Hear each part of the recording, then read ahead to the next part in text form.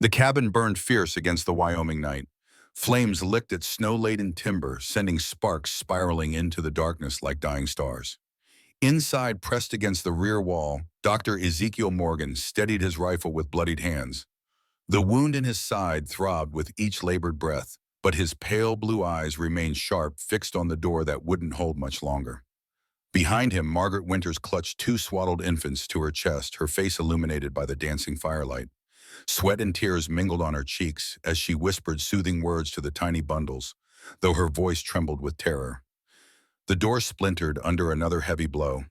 "When they break through," Ezekiel said, his voice steady despite everything, "run for the cellar trap door. Follow the tunnel. It leads to the stable." Margaret shook her head. "Not without you."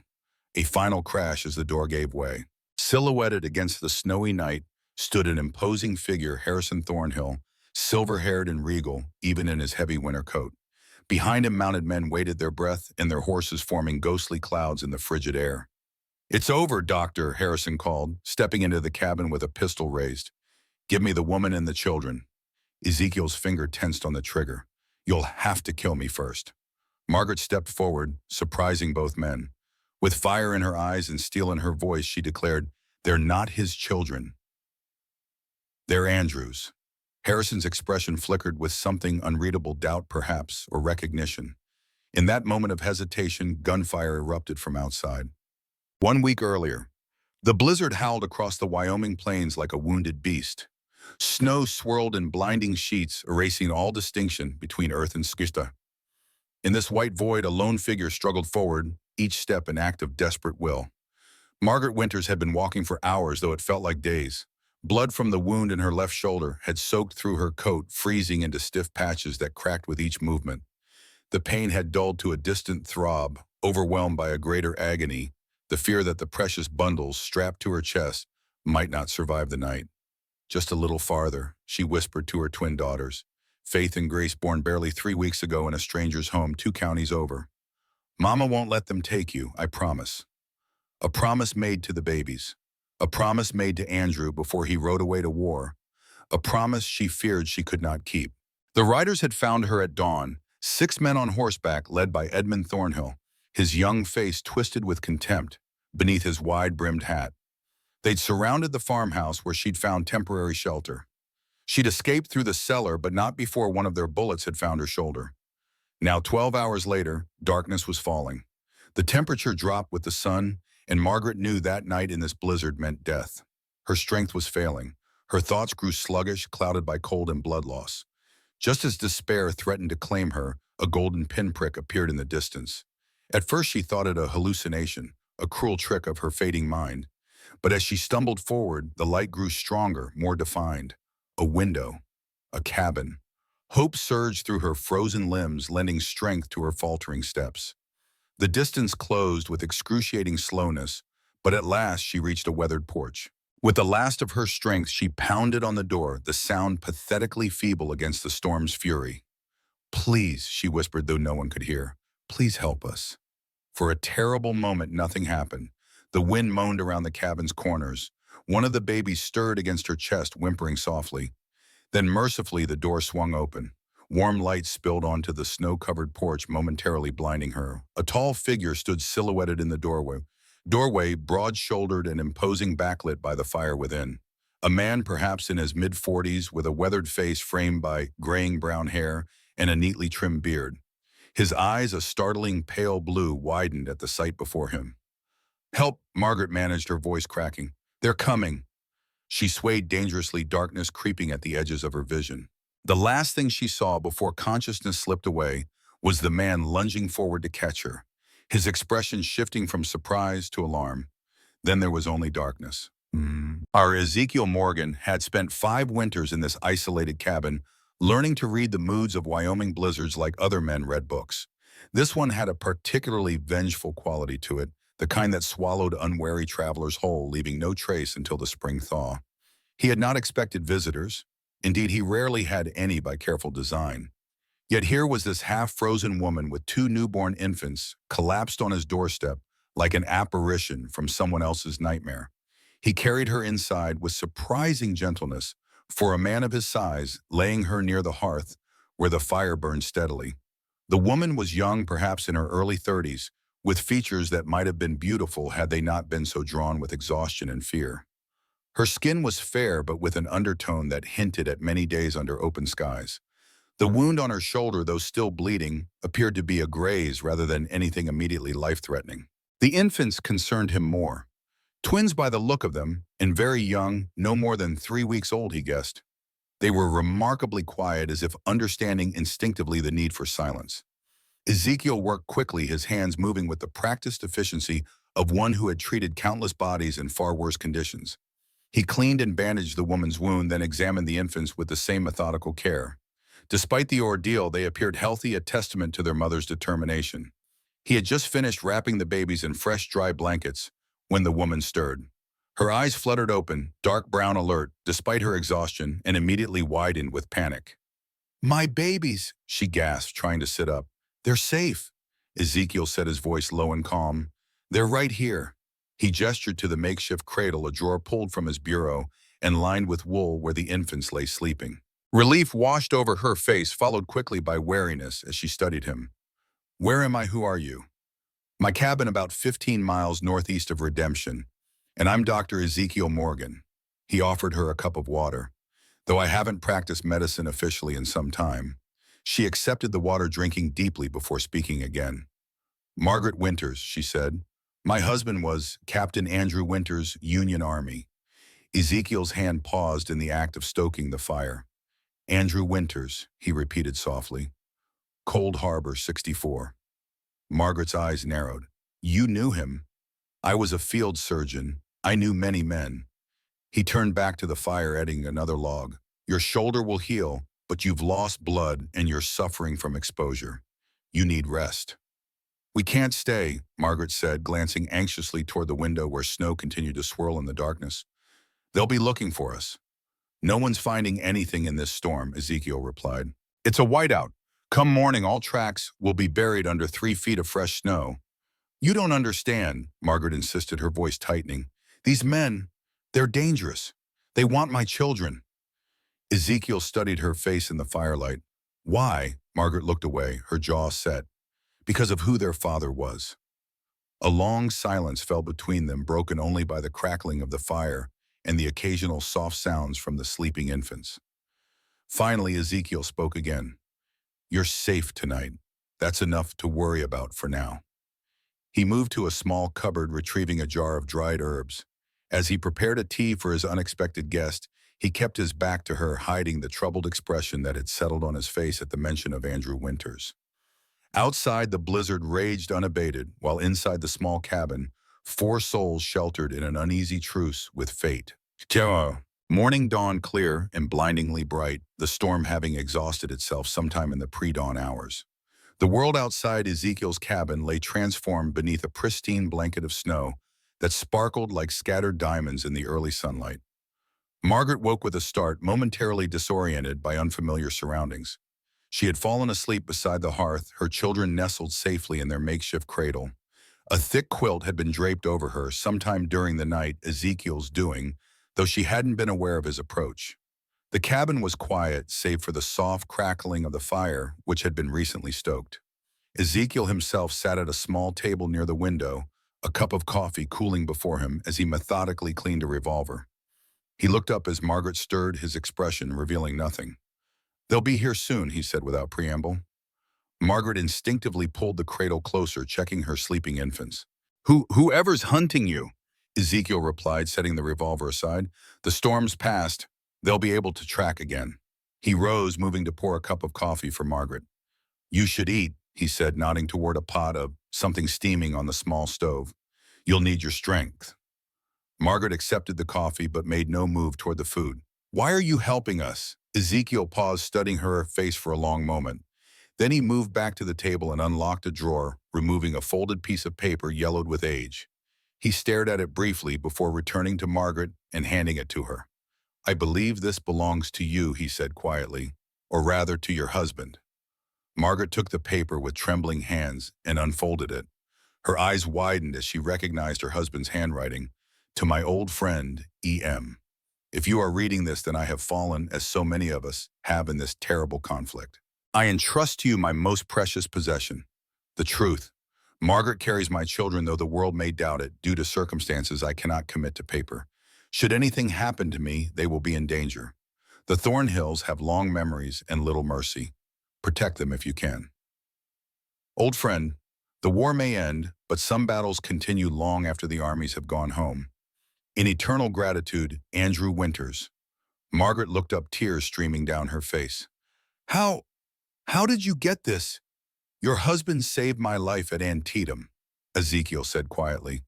After the war, we corresponded occasionally. His last letter mentioned you and the children you were expecting. He paused, his eyes meeting hers. I never expected you to find your way to my door. Neither did I, Margaret admitted. I've been running for weeks ever since the twins were born, and word reached the Thornhills. One of the infants stirred, letting out a small cry. Margaret immediately turned her attention to the child, her movements tender despite her exhaustion. Ezekiel watched her for a moment, then spoke again, his voice low. Your husband's letter. It mentioned danger from the Thornhills. What exactly are you running from, Mrs. Winters? Margaret sighed, cradling the now awake Faith against her shoulder. My husband was more than just a soldier, Dr. Morgan. He gathered intelligence for the Union. Before he died, he collected evidence of war crimes, a massacre of Union prisoners and civilian sympathizers near Richmond in '63. Her voice hardened. Bartholomew Thornhill gave the order. His brother Harrison carried it out. And now they want to silence you, Ezekiel concluded. Not just me, Margaret said, glancing down at her daughters. They believe the children aren't Andrew's, that they belong to Bartholomew Thornhill and a freed slave woman. She looked up, her eyes flashing with anger. It's a lie. They are Andrew's children, our children. But the Thornhills will stop at nothing to erase what they see as a stain on their family name. Ezekiel nodded slowly, absorbing this information. The Thornhills aren't known for abandoning a hunt, he said finally, and Bartholomew Thornhill least of all. I know, Margaret whispered, fear creeping back into her voice, but I can't let them take my children. I won't. A sudden crunch of snow outside brought both of them to alert stillness. Ezekiel moved swiftly to the window, peering out cautiously. Riders, he said, his voice calm but tense. 6 of them approaching from the south. Margaret clutched Faith tighter, her face paling. The Thornhills. Ezekiel retrieved his rifle and checked it with practiced hands. Stay inside, he instructed. Whatever happens, whatever you hear, don't come out until I tell you it's safe. What are you going to do? Margaret asked, fear evident in her voice. Ezekiel's expression softened slightly. What your husband asked of me, he said simply. Protect you and your children. Before Margaret could respond, he strode to the door, pausing only to shrug on his coat before stepping out onto the porch. The door closed behind him with a finality that sent a chill through Margaret's body. Outside, Ezekiel stood tall despite the biting cold, his rifle held loosely but ready in his hands. He watched as the 6 riders approached at a measured pace, their breath and that of their mounts forming clouds in the crisp morning air. Leading them was an older man with silver hair visible beneath his wide-brimmed hat. His bearing spoke of wealth and authority, a man accustomed to command. Beside him rode a younger man, perhaps 30, with sharp features and cold eyes that scanned the property with predatory intensity. Harrison and Edmund Thornhill, Ezekiel surmised. Behind them, 4 rough-looking men spread out in a practice formation, hired guns, not family. Harrison Thornhill reined in his horse about 20 paces from the cabin, the others fanning out slightly behind him. His dark eyes scanned the property before settling on Ezekiel with a calculating gaze. Morning, doctor, he called, his deep voice carrying easily across the snow-covered yard. I trust you slept well. Well enough, Ezekiel replied evenly, though I don't recall inviting company for breakfast. A thin smile crossed Harrison's face, though it didn't reach his eyes. We won't take much of your time, he said. Just hand over the woman and her offspring, and we'll be on our way. Can't do that, Ezekiel said, his tone matter-of-fact. Edmund Thornhill, the younger man who had been watching the exchange with barely contained impatience, spat into the snow. Told you he was harboring them, he said to Harrison. Let's just take what we came for and be done with it. Harrison held up a hand, silencing his companion without taking his eyes off Ezekiel. You're interfering in a family matter, Doctor. Those children have Thornhill blood. They belong with us. Those children, Ezekiel replied, his voice hardening, belong with their mother. Their mother, Harrison countered, is stealing what isn't hers. That woman in there has no right to Thornhill children. They're not Thornhills, Ezekiel said firmly, and I think you know it. A tense silence fell over the yard. The four men behind the Thornhills shifted uneasily, hands hovering near their weapons. Ezekiel remained still, his rifle pointed at the ground but ready to be raised in an instant. Finally, Harrison sighed as if genuinely regretful. I had hoped to resolve this peacefully, he said, shaking his head. For old time's sake. Ezekiel's brow furrowed slightly. We have no old times, Mr. Thornhill. Perhaps not directly, Harrison conceded, but we have mutual acquaintances. You saved many men during the war, Doctor. Some of them wore gray. He nodded to the men behind him, a silent command. Two of them began to dismount, hands moving toward the revolvers at their hips. I wouldn't, Ezekiel warned, raising the rifle to his shoulder in one fluid motion, the barrel now pointed directly at Harrison's chest. The men froze, looking to Harrison for direction. The elder Thornhill remained calm, though his eyes narrowed slightly. You're outnumbered, Doctor, he observed, and I doubt you're as good with that rifle as my men are with their pistols.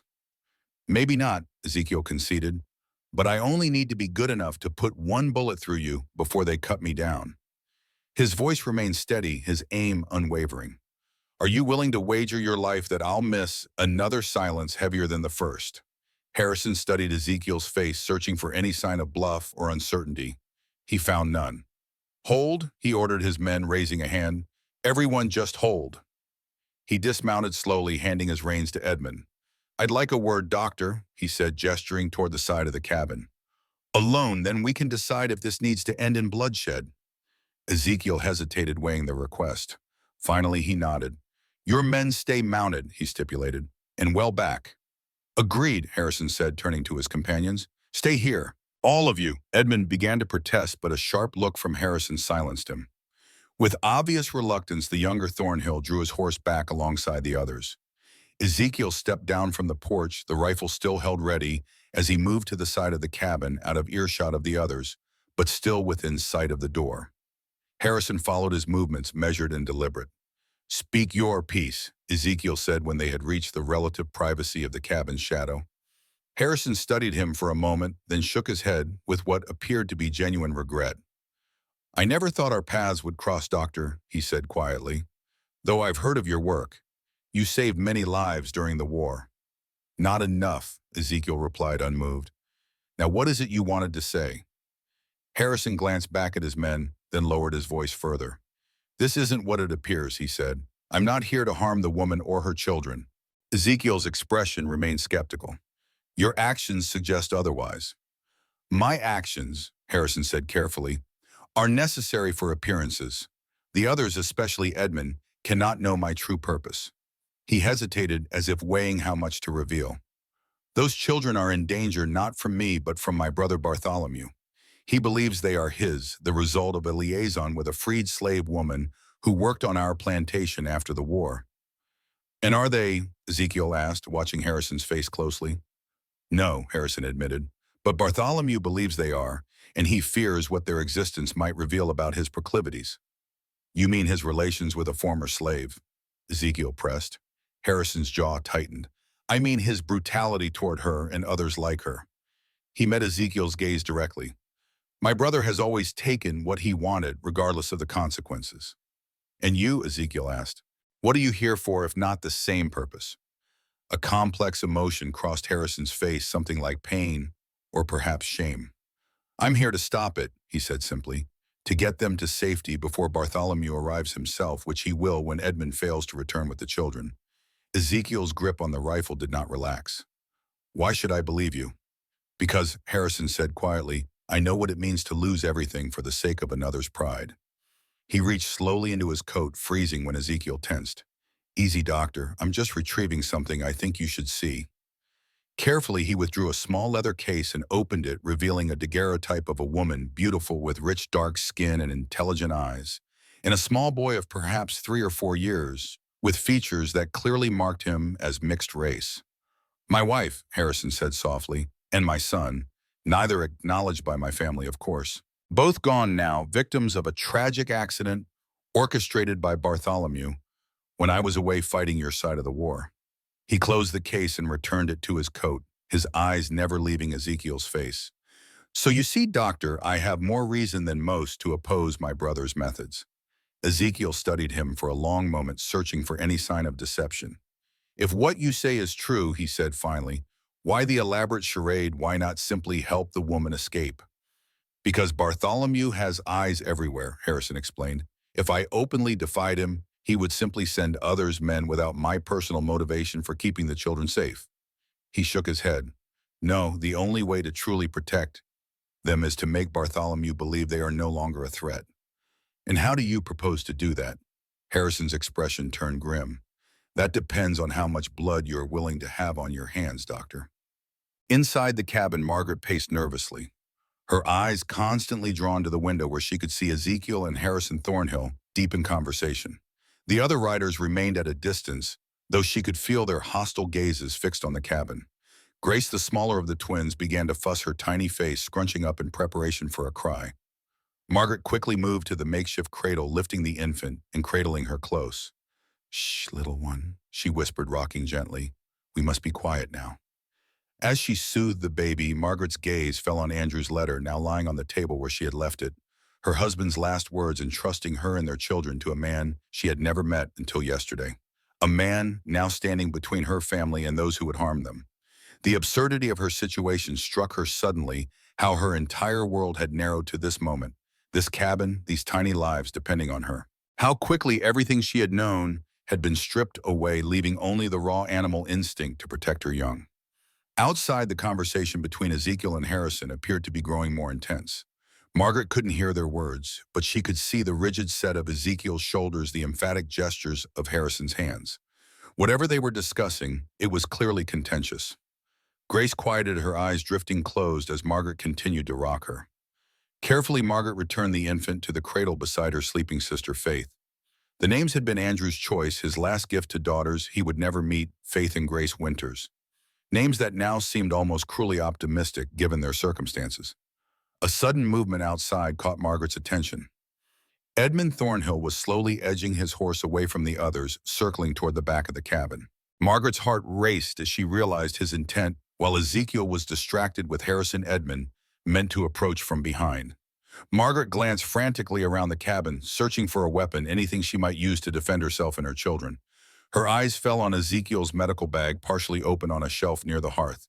Moving quickly, she rummaged through it, fingers closing around a scalpel, small but lethally sharp.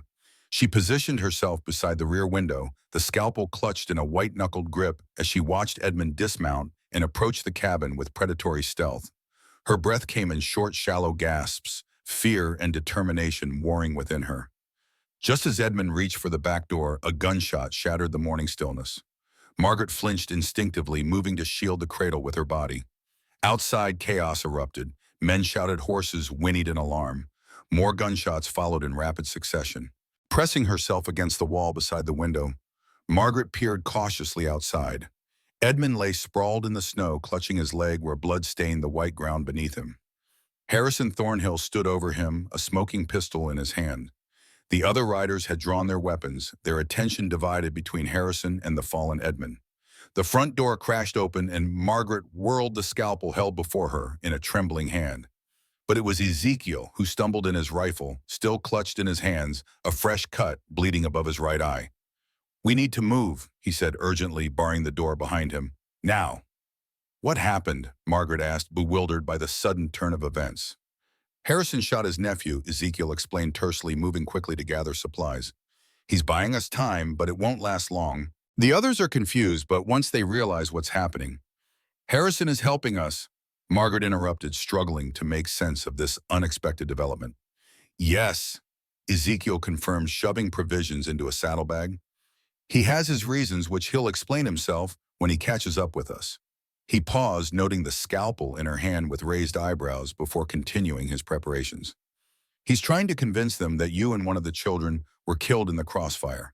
It won't fool them for long." "Why would he do that?" Margaret asked, still struggling to understand. Ezekiel handed her Andrew's letter.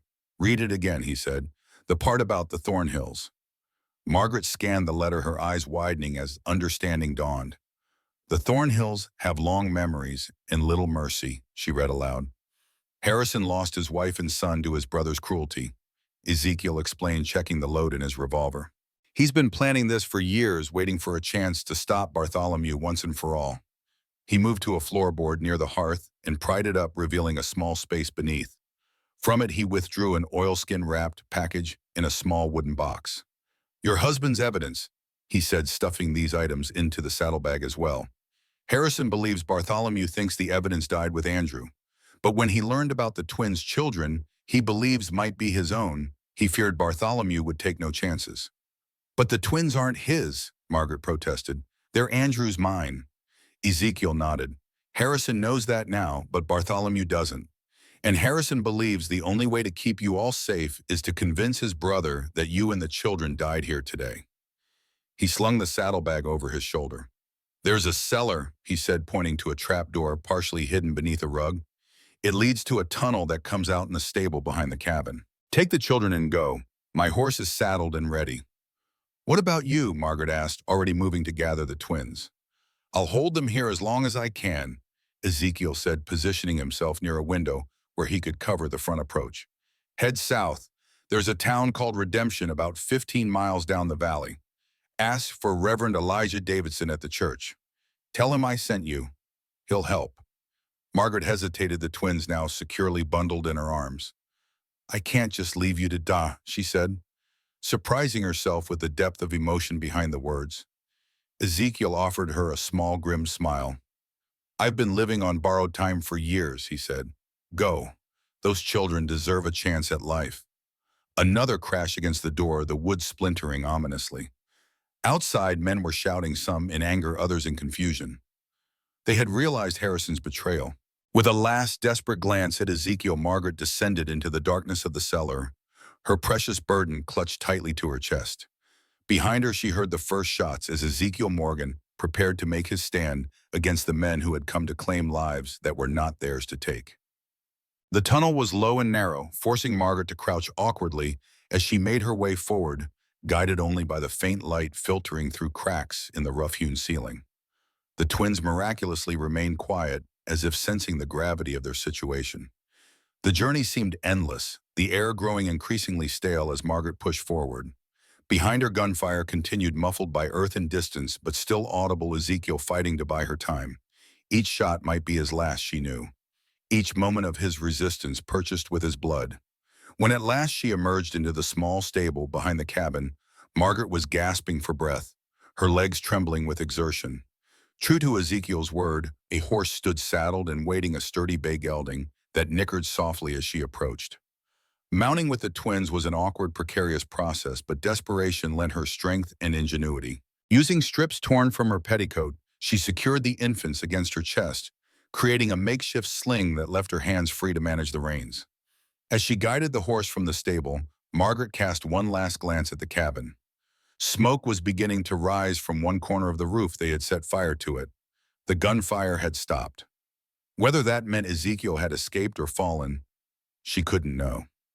Turning the horse's head south, Margaret nudged him into motion, leaving behind the only sanctuary she had known since fleeing Tennessee.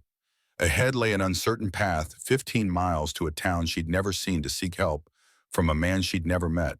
All on the word of a stranger who might already be dead. But the weight of her children against her chest reminded her why she rode. For them, she would find the strength to continue. For them, she would reach redemption and whatever awaited her there. The gelding moved steadily through the deep snow, his powerful legs carrying them away from the burning cabin and the men who had come to claim what was not theirs. Margaret did not look back again. She couldn't afford to. The past was ashes now, like the cabin receding behind her. Only the future mattered, only the next step on a journey she had never wanted to take but now could not abandon. Somewhere ahead lay redemption.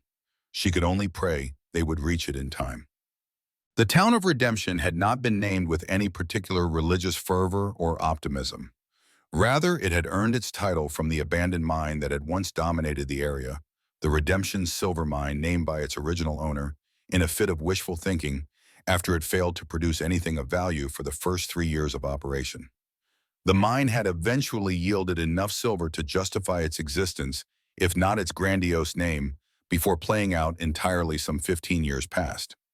The town that had grown up around it had survived, though, just barely transforming itself from a mining camp into a minor trading post, serving the scattered ranches and homesteads of the Wyoming territory. By the standards of the frontier, Redemption was almost respectable. It boasted a general store, a saloon that doubled as a hotel of sorts, a blacksmith, and even a small white clapboarded church that stood at the far end of the single dusty street. The church was newer than the rest, having been built only 5 years earlier, when Reverend Elijah Davidson had arrived with his wagon of books and his quiet determination to bring both literacy and faith to this remote corner of the territory. It was toward this church that Margaret Winters directed her exhausted mount as the short winter day faded toward dusk. The journey from Ezekiel's cabin had taken far longer than the 15 miles should have warranted, the deep snow and her own caution forcing a slow pace. Twice she had hidden herself and the horse in stands of pine when riders appeared on the horizon, uncertain whether they were Thornhills searching for her or simply travelers on the road. Now, as the last light gilded the simple cross atop the church's modest steeple, Margaret approached with the wariness of one who had learned that safety was never guaranteed. The twins remarkably had remained quiet for most of the journey, sleeping in their improvised sling against her chest. But they would need feeding soon, and Margaret herself was near collapse from cold hunger and exhaustion. The church stood dark and silent, no smoke rising from its chimney. For a terrible moment, Margaret feared it was abandoned, that Reverend Davidson had moved on, or died, leaving her without the refuge Ezekiel had promised. But as she drew closer, a flicker of movement at one of the windows caught her eye, someone within watching her approach. She reined in the gelding before the church steps, too weary to dismount without risking a fall. Instead, she called out, her voice cracking from disuse and thirst. "Reverend Davidson, please. I need help." For a long moment, nothing happened. Then the church door opened, spilling warm lamplight onto the snow-covered steps. A man stood silhouetted in the doorway, tall and spare, with the stooped shoulders of one who spent many hours bent over books. He held a rifle, not pointed at her, but ready nonetheless. "Who are you?" he called, his voice carrying the cultured tones of an educated Easterner. "And what brings you to my door at this hour?" "My name is Margaret Winters," she replied, struggling to keep her voice steady. "Ezekiel Morgan sent me. He said you would help." At the mention of Ezekiel's name, the man's posture changed subtly. He lowered the rifle and stepped forward, his features becoming visible in the fading light. He was older than Margaret had expected, perhaps 70, with a neatly trimmed white beard and penetrating gray eyes that assessed her with keen intelligence. "Ezekiel Morgan." He repeated, a complex mixture of emotions crossing his face. "I haven't heard that name in some time." He peered at her more closely, noting the bundle secured to her chest. "Are those infants?" Margaret nodded, suddenly too exhausted to speak further. The world tilted alarmingly, and she swayed in the saddle, her grip on the reins slackening. Reverend Davison moved with surprising speed for a man of his years, closing the distance between them and steadying her with a firm hand on her knee. "Easy now," he said, his voice gentler. "You're safe here. Let me help you down." With the Reverend's assistance, Margaret managed to dismount without falling, though her legs nearly buckled when they touched the ground. Davidson supported her with one arm while reaching to examine the twins with his free hand, his expression softening as he noted their tiny faces. "Come inside," he said, guiding her toward the church door. "Both you and these little ones need warmth and care."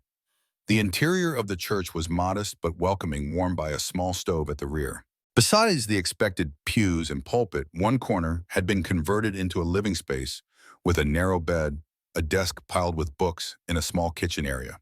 It was to this corner that Davidson led Margaret, settling her on the bed before taking the twins carefully from their sling.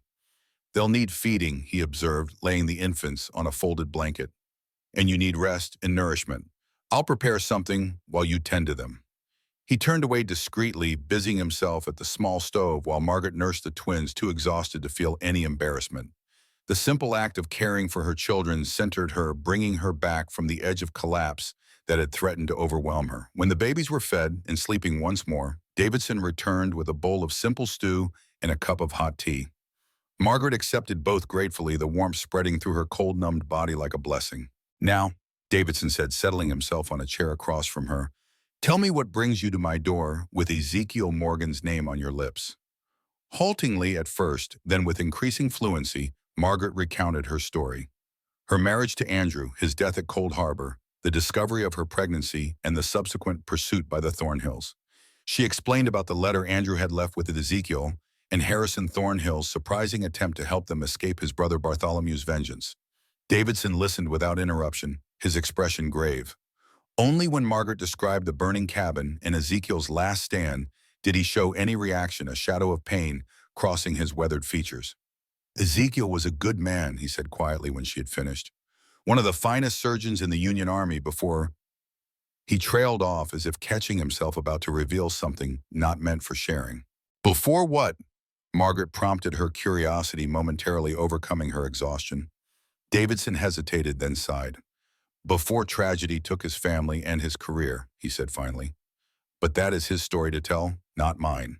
If he has survived this encounter with the Thornhills, perhaps he will share it with you himself someday. Do you think he survived? Margaret asked, hope and doubt warring in her voice. Ezekiel Morgan has survived things that would have broken lesser men. Davidson replied, his tone suggesting personal knowledge rather than mere optimism. I would not count him out just yet. He rose, moving to the window to peer out into the gathering darkness. But we must assume the Thornhills are still searching for you and that they may eventually find their way to redemption. We need to prepare. How? Margaret asked, setting aside her empty bowl. Where can I go from here? Davidson turned back to her, his expression thoughtful. There are options, he said carefully. Routes north to Montana Territory or west to Idaho. Places where you and your children might start anew away from the Thornhills' influence. More running, Margaret murmured, looking down at her sleeping infants. Always running. Unless, Davidson said slowly, we end this pursuit once and for all. Margaret looked up sharply. How? Instead of answering directly, Davidson moved to his desk and unlocked a drawer.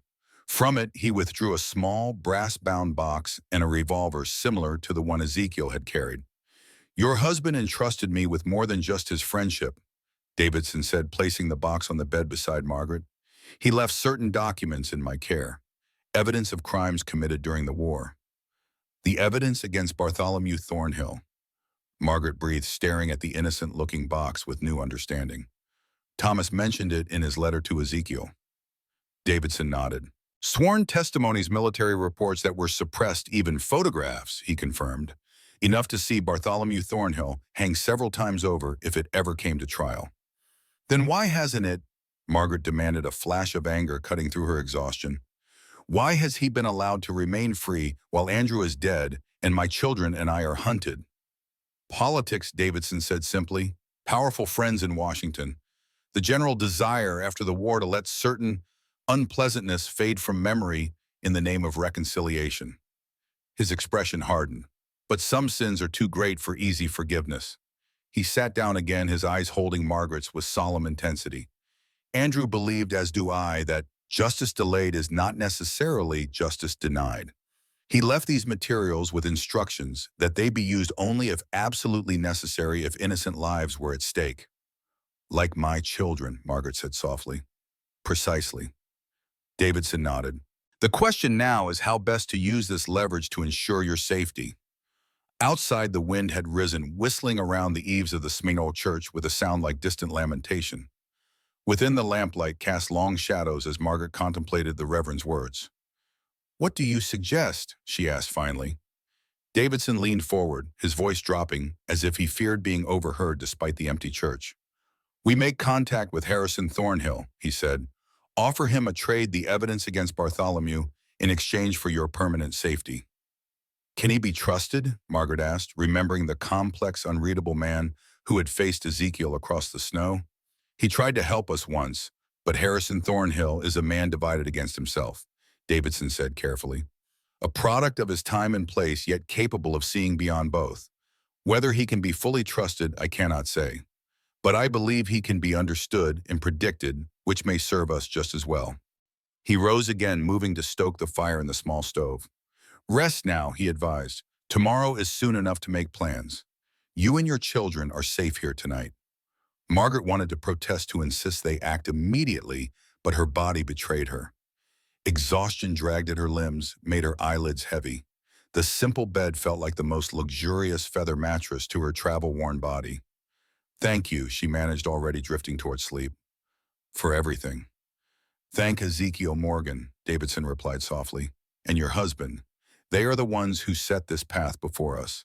As Margaret surrendered to sleep, her last conscious thought was of Ezekiel standing alone in his cabin, facing down the thorn hills to buy her time to escape. Whether he lived or died, she owed him a debt she could never repay her children's lives, and perhaps her own. Outside, snow began to fall once more gentle now, rather than the driving blizzard of the previous night. It settled on the church roof, on the empty street, on the fresh tracks that led to the church door tracks that would be covered by morning as if Margaret Winters and her twins had never passed this way at all. In the darkness beyond the town, other tracks were also being covered.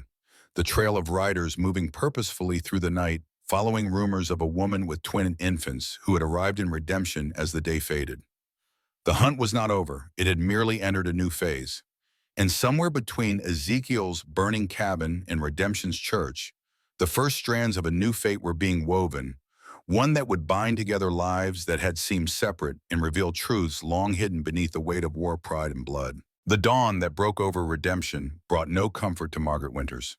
She woke with a start, momentarily disoriented by her surroundings, the narrow bed in the corner of the church, the unfamiliar play of light through stained glass, the absence of gunfire and pursuit that had become her constant companions. Her first conscious thought was of her children.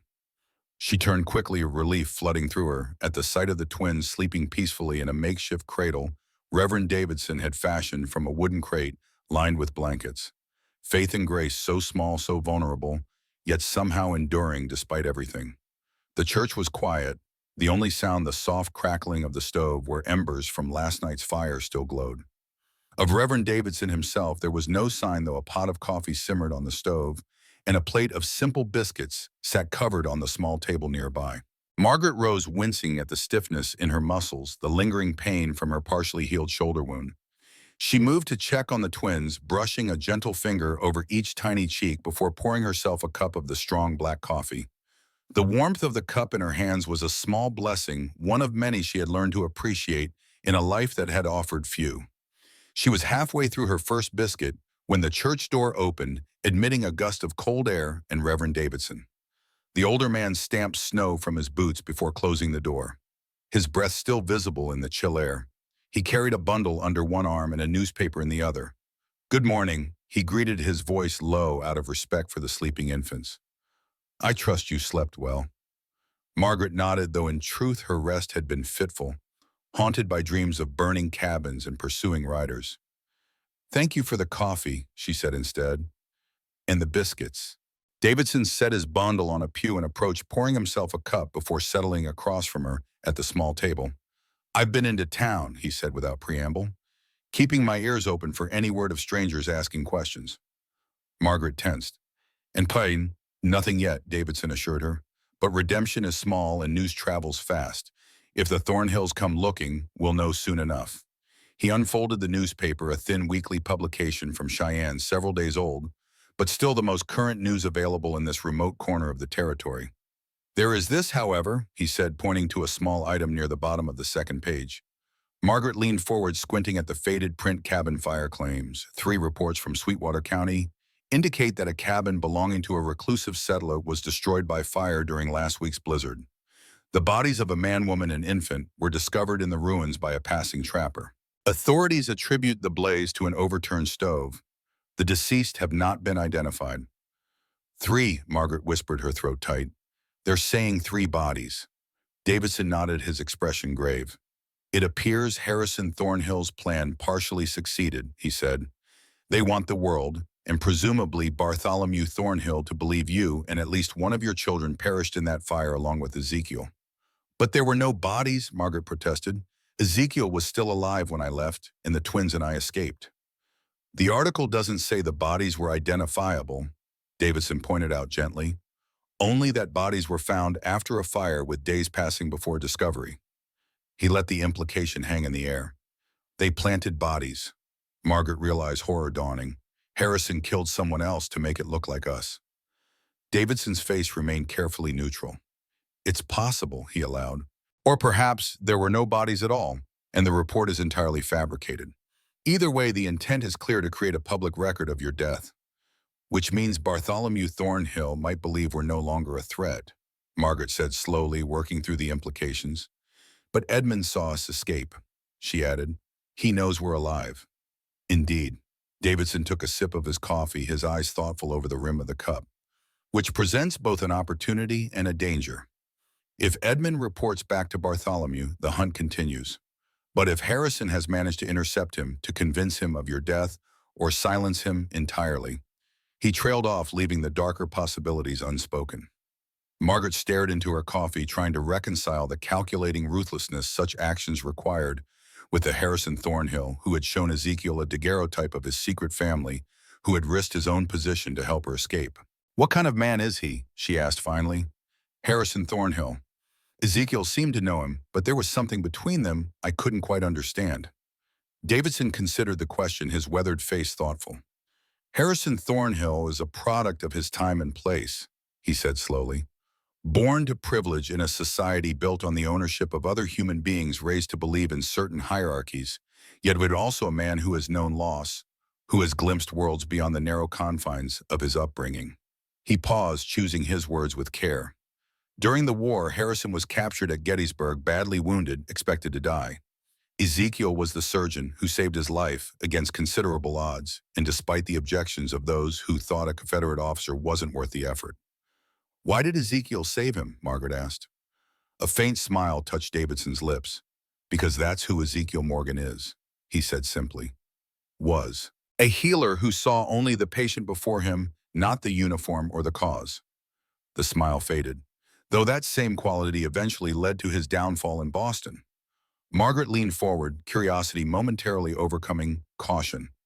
What happened in Boston? Ezekiel mentioned he was no longer a doctor, but nothing more. Davidson hesitated, clearly weighing how much to reveal of a story that wasn't his to tell. There was a patient, he said finally, the son of a powerful senator. The young man died under Ezekiel's care, a death that some believed was not entirely accidental. You mean he was accused of murder? Margaret asked, shocked. Not officially, Davidson clarified, but there were whispers, rumors. The senator was influential enough to have made things very difficult for Ezekiel had he chosen to pursue the matter. Instead, Ezekiel simply disappeared. Left his practice, his home, everything.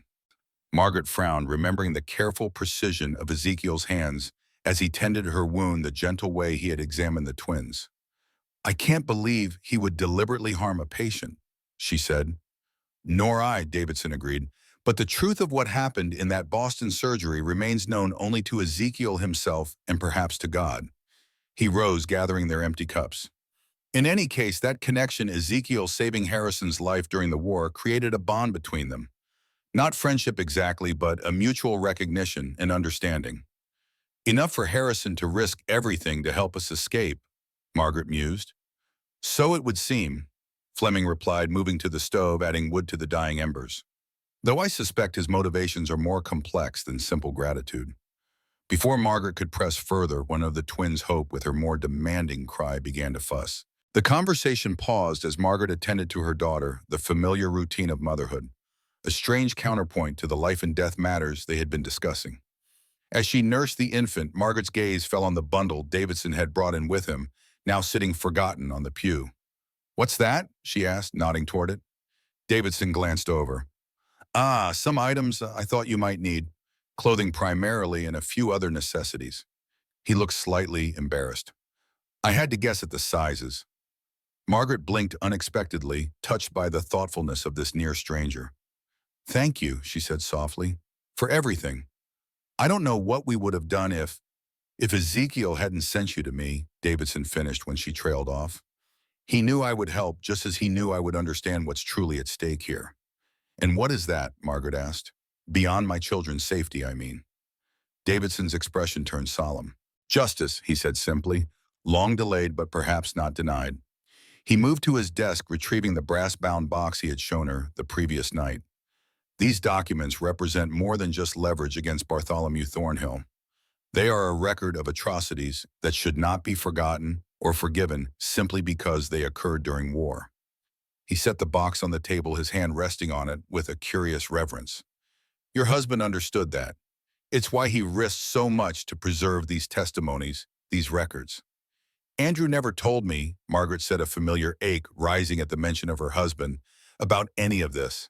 He was always so careful to shield me from the worst of what he saw during the war.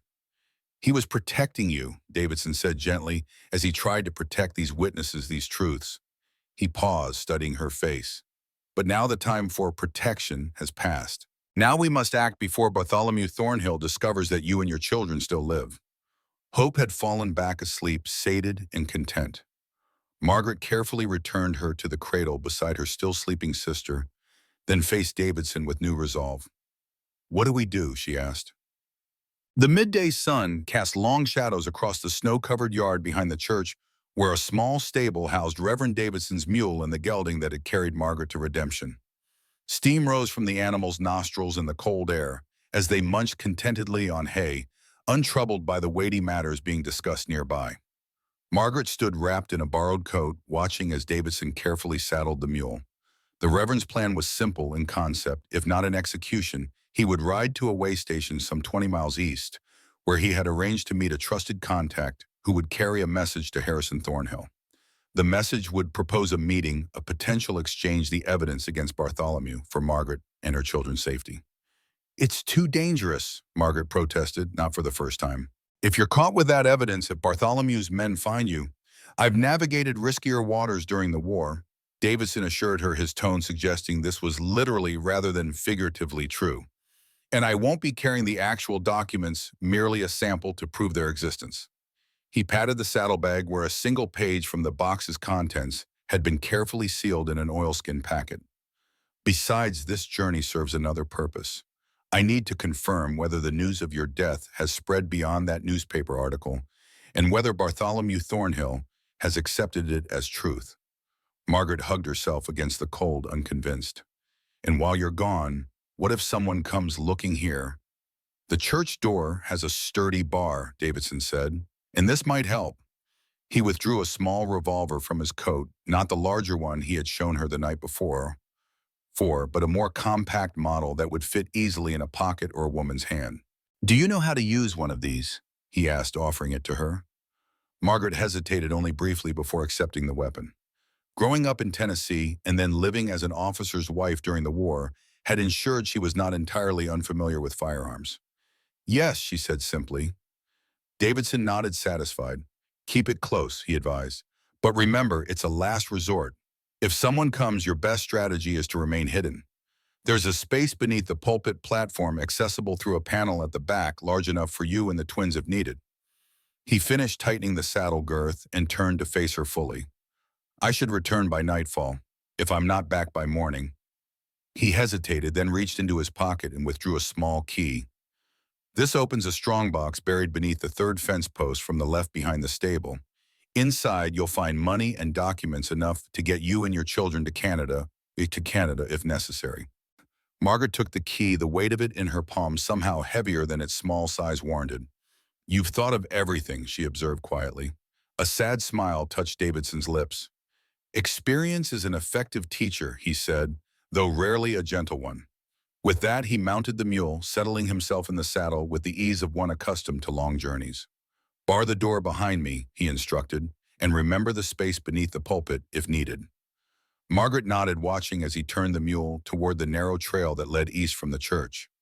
Only when he had disappeared among the pines did she return inside, securing the heavy wooden bar across the door as instructed. The church seemed larger, emptier, without Davidson's reassuring presence. Margaret moved to check on the twins, finding them still asleep in their makeshift cradle.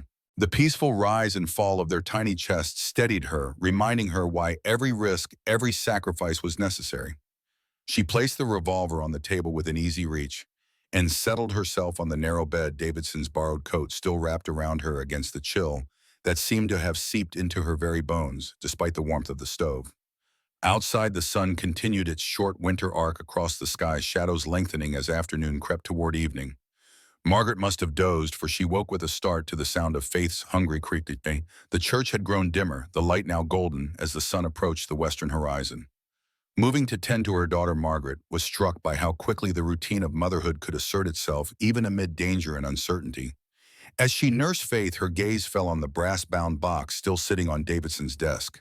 The evidence Andrew had gathered, the testimonies that could destroy Bartholomew Thornhill, but also the key to her children's safety. What horrors did those pages contain? What acts had been committed in the name of a cause that had already been lost?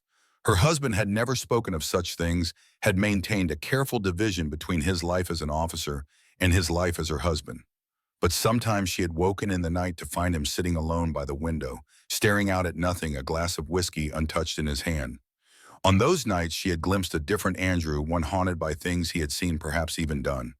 The war had changed everyone it touched, even those like her who had never seen a battlefield.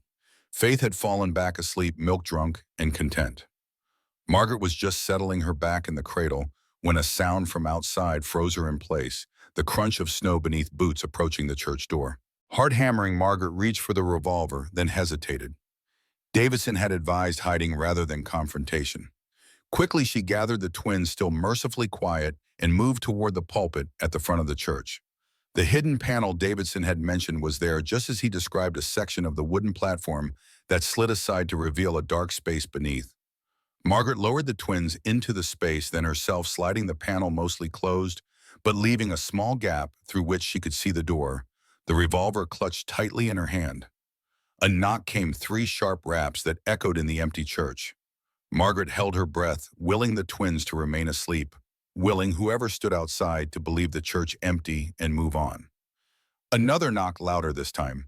Then a voice muffled by the thick door, but still recognizable in its cultured southern drawl. "Mrs. Winters, I know you're in there. I need to speak with you. It's about Ezekiel Morgan, Harrison Thornhill here at Redemption's Church, hours before Davidson was due to make contact with him." How had he found her so quickly? And was he alone? Or were Edmund and the others with him? Margaret remained motionless, barely breathing, the revolver's grip slick with sweat in her palm. Perhaps if she stayed silent long enough, he would leave. "Mrs. Winters," Harrison called again, his voice lower now. "I'm alone. Edmund doesn't know I'm here. Please, it's urgent. Ezekiel Morgan is alive, but he needs help." Ezekiel, the words pierced through Margaret's caution like a blade through ice. If true, it changed everything. If false, it was the cruelest bait imaginable. Still, she hesitated, torn between hope and suspicion. Harrison Thornhill had helped her once, yes, but he had also participated in the deception that had reportedly left 3 unidentified bodies in a burned cabin. How much of what he said could be trusted? "I'm leaving something on the porch," Harrison called, apparently accepting that she wouldn't open the door. "Read it, then decide whether to trust me." Footsteps retreated down the church steps, then crunched away across the snow-covered yard. Margaret waited, counting slowly to 100 before sliding the panel fully open and emerging from the hiding place. The twins mercifully remained asleep. She approached the door cautiously, listening for any sound that might indicate an ambush. Nothing but the faint whisper of wind through the pines and the distant call of a crow. With the revolver still in hand, Margaret lifted the bar from the door and opened it a crack, peering out onto the porch. No one waited there, but a small oilskin packet lay on the weathered boards, similar to the one Davidson had placed in his saddlebag. Glancing around once more to ensure Harrison had truly departed, Margaret quickly retrieved the packet and retreated inside, securing the door behind her. Her hands trembled slightly as she unwrapped the oilskin, revealing a folded sheet of paper and a small tarnished silver button.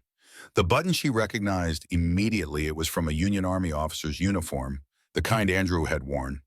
Her breath caught as she turned it over, finding the small nick on the back edge where Andrew had once caught it on a fence post. With growing trepidation, Margaret unfolded the letter. The handwriting was unfamiliar, the script neat but written with evident haste. "Mrs. Winters, I am alive, though somewhat worse for wear. The Thornhills believe you and 1 child perished in the cabin fire along with me. Harrison has risked much to maintain this deception, including the sacrifice of one of his own men who was killed in the confrontation. Edmund Thornhill suspects the truth but lacks proof. He has ridden to inform Bartholomew, who even now travels from Tennessee. When he arrives, no deception will suffice. Trust Harrison. He has more reason than most to oppose his brother's methods, as I believe I explained. He will bring you to where I am hidden, and together we can plan your escape north. The button enclosed was your husband's. You once told me how he damaged it on a fence post outside Nashville. I included as proof this message truly comes from me. Make haste. Time grows short. Ezekiel Morgan." Margaret stared at the letter, her mind racing. The detail about the button was convincing. She had indeed mentioned that incident to Ezekiel during their brief time together at the cabin. It seemed unlikely Harrison could have known such a specific detail unless Ezekiel had told him, which suggested the letter was genuine. But if so, where was Ezekiel now? How badly was he injured? And could Harrison Thornhill truly be trusted to lead her to him rather than into a trap? Even as these questions swirled in her mind, Margaret found herself moving to gather the twins and the few possessions Davidson had provided. The possibility that Ezekiel lived, that he needed her help as she had needed his, was too compelling to ignore. Yet caution held her back. Davidson would return by nightfall. Perhaps it would be wiser to wait to discuss this development with him before acting. But if Bartholomew Thornhill was truly on his way, every hour mattered. Decision wavered like a flame in Wintrust, or suspicion action, or patience. The choice before her seemed impossible, with lives hanging in the balance regardless of which path she chose. In the end, it was the memory of Ezekiel standing alone in his cabin, rifle in hand, buying her time to escape, that decided her. She owed him at least the benefit of doubt. Quickly, Margaret penned a note to Davidson, explaining the situation and her decision. She placed it on his desk along with a copy of Ezekiel's letter where he would be sure to find it upon his return. Then, gathering the twins and bundling them securely against the cold, she stepped out onto the church porch. The sun had set, but a full moon had risen, casting the snow-covered landscape in silver light. Margaret hesitated, scanning the area for any sign of Harrison Thornhill. Movement caught her eye, a figure emerging from the shadow of the pines that bordered the churchyard. Harrison stepped into the moonlight, leading a horse saddled and ready. He wore no hat, his dark hair silvered by the moon, his expression grave as he approached. "You came," he said simply. "I wasn't certain you would." "Where is Ezekiel?" Margaret demanded, the twins clutched protectively to her chest. "Safe for now," Harrison replied, "in a line shack about 5 miles north of here. One of my men is with them." He gestured to the horse. "We should hurry. Edmund could return at any time." Margaret hesitated, studying his face for any sign of deception. "Why are you doing this?" she asked finally. "Helping us betraying your family." Something flashed in Harrison's eyes, pain perhaps, or old anger. "My family betrayed me long ago," he said quietly, "when they murdered my wife and son." The stark admission hung in the cold air between them. Margaret remembered what Ezekiel had said about Harrison's secret family, the daguerreotype he had shown. "Bartholomew," she guessed. Harrison nodded, his expression hardening. "While I was a prisoner of war," he confirmed. "A tragic accident, they called it. A fire, coincidentally enough." His laugh held no humor. "My family has a fondness for fire as a solution to inconvenient situations." He extended a hand toward the horse. "We can discuss the past while we ride," he said. "But we should leave now before someone in town notices us." Margaret took a deep breath, then nodded. With Harrison's help, she mounted the horse, the twins secure in their sling against her chest. Harrison swung up behind her, his presence both reassuring and discomforting, a protector who was also in some ways the enemy. As they rode away from the church, Margaret cast one last glance over her shoulder. The small white building glowed like a beacon in the moonlight, a brief sanctuary now left behind. She could only pray that her decision to trust Harrison Thornhill would not prove to be her final fatal mistake. The line shack was barely visible in the moonlight, a low dark shape nestled against a hillside sheltered by a stand of pines. Snow had drifted against its northern wall, nearly reaching the eaves in places. But smoke rose steadily from the stone chimney, promising warmth within. Harrison reined in the horse some 50 yards away, scanning the area with the caution of a man who had learned the hard way that safety was never guaranteed. Satisfied, he nudged the horse forward, approaching the shack at an angle that kept them in the shadows of the trees until the last possible moment. "Wait here," he instructed, dismounting and drawing his revolver in a smooth practice motion. He moved to the shack's single window, peering inside briefly before tapping on the door, 3 quick raps followed by 2 slower ones. A signal, Margaret realized. The door opened, revealing a bearded man with a bandaged shoulder, one of the hired guns who had accompanied the Thornhills to Ezekiel's cabin. He nodded to Harrison, then stepped aside, allowing him to enter. A moment later, Harrison reappeared, gesturing for Margaret to dismount. She did so awkwardly, hampered by the twins and her own exhaustion, but managed to make her way to the door without stumbling in the deep snow. The interior of the line shack was spare but functional, a single room with a stone fireplace, a rough table with 2 chairs and a pair of narrow cots against the far wall. On one of these lay Ezekiel Morgan, his face pale but his eyes alert as they fixed on Margaret. "You came," he said, echoing Harrison's words from earlier. A faint smile touched his lips. "I wasn't certain you would." "Neither was I," Margaret admitted, moving to his side. The twins stirred against her chest, one making a small sound of protest at the sudden warmth after the cold ride. Ezekiel's smile widened slightly at the sound. "They're well?" he asked. Margaret nodded, her throat suddenly tight with emotion. "Thanks to you," she said. "You saved us." "Temporarily, at least," Ezekiel replied, his expression sobering. He shifted, wincing, and Margaret noticed for the first time the bandage wrapped around his midsection, visible beneath his partially unbuttoned shirt. "How bad?" she asked, nodding toward the injury. "I've had worse," Ezekiel said dismissively. "Bullet grazed a rib. Painful but not life-threatening." He glanced at Harrison, who had moved to confer quietly with the bearded man near the door. "Thanks to Mr. Thornhill's timely intervention." Margaret settled onto the chair someone had placed near Ezekiel's cot, adjusting the twins more comfortably in their sling. "Davidson told me you and Harrison had a history," she said, "from the war." Ezekiel nodded, his pale blue eyes thoughtful. "I saved his life at Gettysburg," he confirmed, "though at the time I didn't think he particularly appreciated the effort." He glanced again at Harrison. "Turns out I was wrong about that. Among other things, I underestimated him," Harrison commented, joining them. He had removed his coat, revealing a quality of clothing that spoke of wealth and position despite the travel stains. "Dr. Morgan believed, as most did, that I was a devoted Confederate officer and loyal son of Tennessee." A sardonic smile crossed his face. "In truth, I was neither." The bearded man had taken up position by the window, keeping watch while the others talked. Margaret noticed that despite his apparent allegiance to Harrison, he maintained a careful distance, as if unwilling to overhear more than necessary. Harrison was passing information to the Union throughout the latter part of the war, Ezekiel explained, his voice low. After his capture at Gettysburg, he used his convalescence to make contact with federal intelligence officers. "A traitor to the Confederacy," Harrison said bluntly, "though I prefer to think of it as loyalty to a higher principle than mere regional pride." He settled into the second chair, his movements betraying a weariness he had concealed until now. "By then I had lost everything that truly mattered. My wife, my son." "Murdered," Margaret said softly. "You said Bartholomew was responsible." Harrison's face hardened. "Bartholomew gave the order," he said, "though he wasn't the one who set the fire.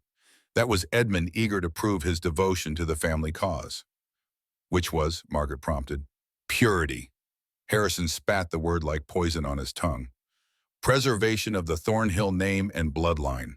My marriage to Elizabeth was a scandal waiting to happen in their eyes. A respected Confederate officer, a plantation heir, wed in secret to a former slave." He shook his head. "They couldn't allow it to become known." "So they killed her," Ezekiel said grimly, "and your son, to protect the family reputation." Harrison nodded, his expression distant, as if seeing across years rather than merely across the small room. "I was a prisoner when it happened," he said. "By the time I returned home, they had constructed a narrative, a tragic accident, a regrettable loss of valuable property." His laugh was hollow. "They didn't even know she was my wife or that James was my son. They simply eliminated a potential embarrassment." He focused on Margaret again, his gaze intense. "So you see, Mrs. Winters, why I have a particular interest in preventing Bartholomew from claiming your children. I know exactly what fate awaits them if he succeeds." A chill ran through Margaret that had nothing to do with the winter night outside. She tightened her arms around the twins as if she could shield them from the very possibility Harrison described. "What happens now?" she asked, looking from Harrison to Ezekiel and back. "Davidson was arranging a meeting with you to offer the evidence Andrew gathered in exchange for our safety. A sound strategy," Harrison acknowledged, "but one that assumes Bartholomew cares about legal consequences. He doesn't. He's evaded justice for far too long to fear it now." "Then what do you suggest?" Ezekiel asked, now on his feet, despite the pain evident in his drawn features. "Canada," Harrison said simply. "Beyond Bartholomew's reach, beyond the jurisdiction of any court that might be influenced by Thornhill money or connections." "That's a long journey," Ezekiel observed, "especially with 2 infants in winter." "There's a route," Harrison said, "one used during the war to move escaped slaves north.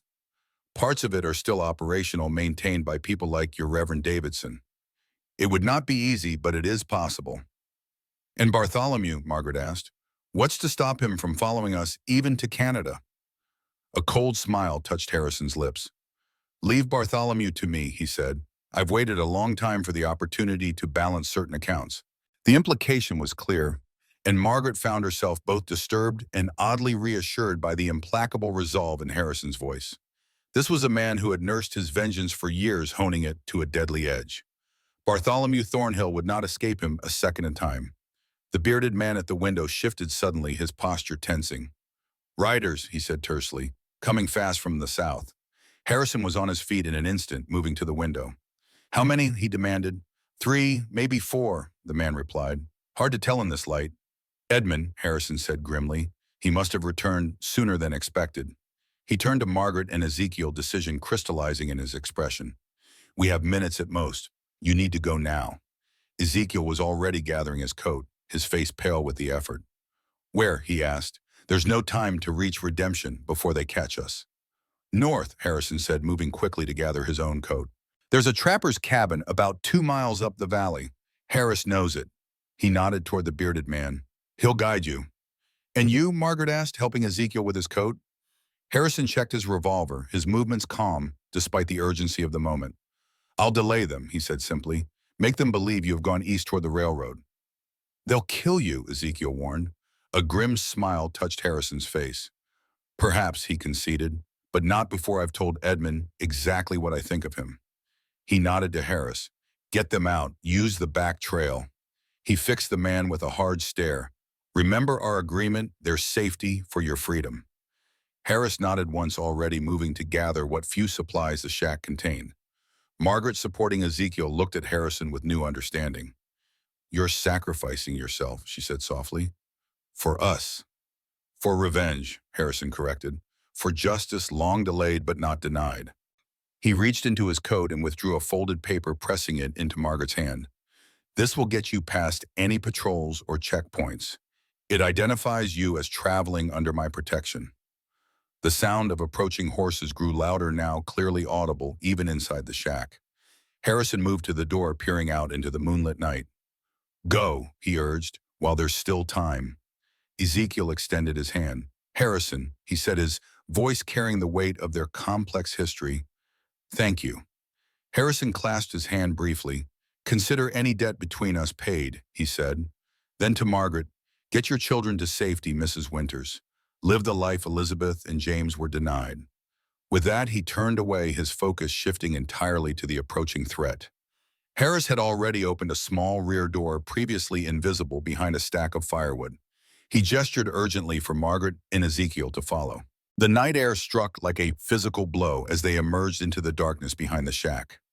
Harris led them immediately into the cover of the pines, away from the moonlit clearing, where riders were now visible, 4 mounted men approaching at a gallop, Edmund Thornhill's distinctive form in the lead. As they moved deeper into the forest, Margaret heard the shack door open, Harrison's voice carrying clearly in the still night air. Good evening, Edmund, he called, confidence in every syllable. I've been expecting you. Then they were too far away to hear more, the forest swallowing them as they fled north, leaving Harrison Thornhill to face alone the reckoning he had waited years to embrace. The trapper's cabin made the line shack look positively luxurious by comparison. Little more than a crude shelter of logs and moss, it crouched beneath the spreading branches of an ancient pine, half buried by drifted snow. No smoke rose from its rough stone chimney. No light showed through the single small window covered with an oiled hide rather than glass. Harris approached cautiously, revolver drawn, while Margaret helped Ezekiel navigate the deep snow. The twins remarkably remained quiet, as if sensing the need for silence in this desperate flight. Wait here, Harris instructed, his voice barely above a whisper. He circled the cabin once, checking for signs of recent occupation before approaching the door. It opened with a protesting creak, revealing a darkness that seemed absolute after the silver brightness of the moonlit forest. A moment later, the faint glow of a match illuminated Harris's weathered face as he lit a stub of candle found within. He gestured for them to enter, his expression revealing nothing of what he thought about the situation or his role in it. The cabin's interior was spare to the point of austerity.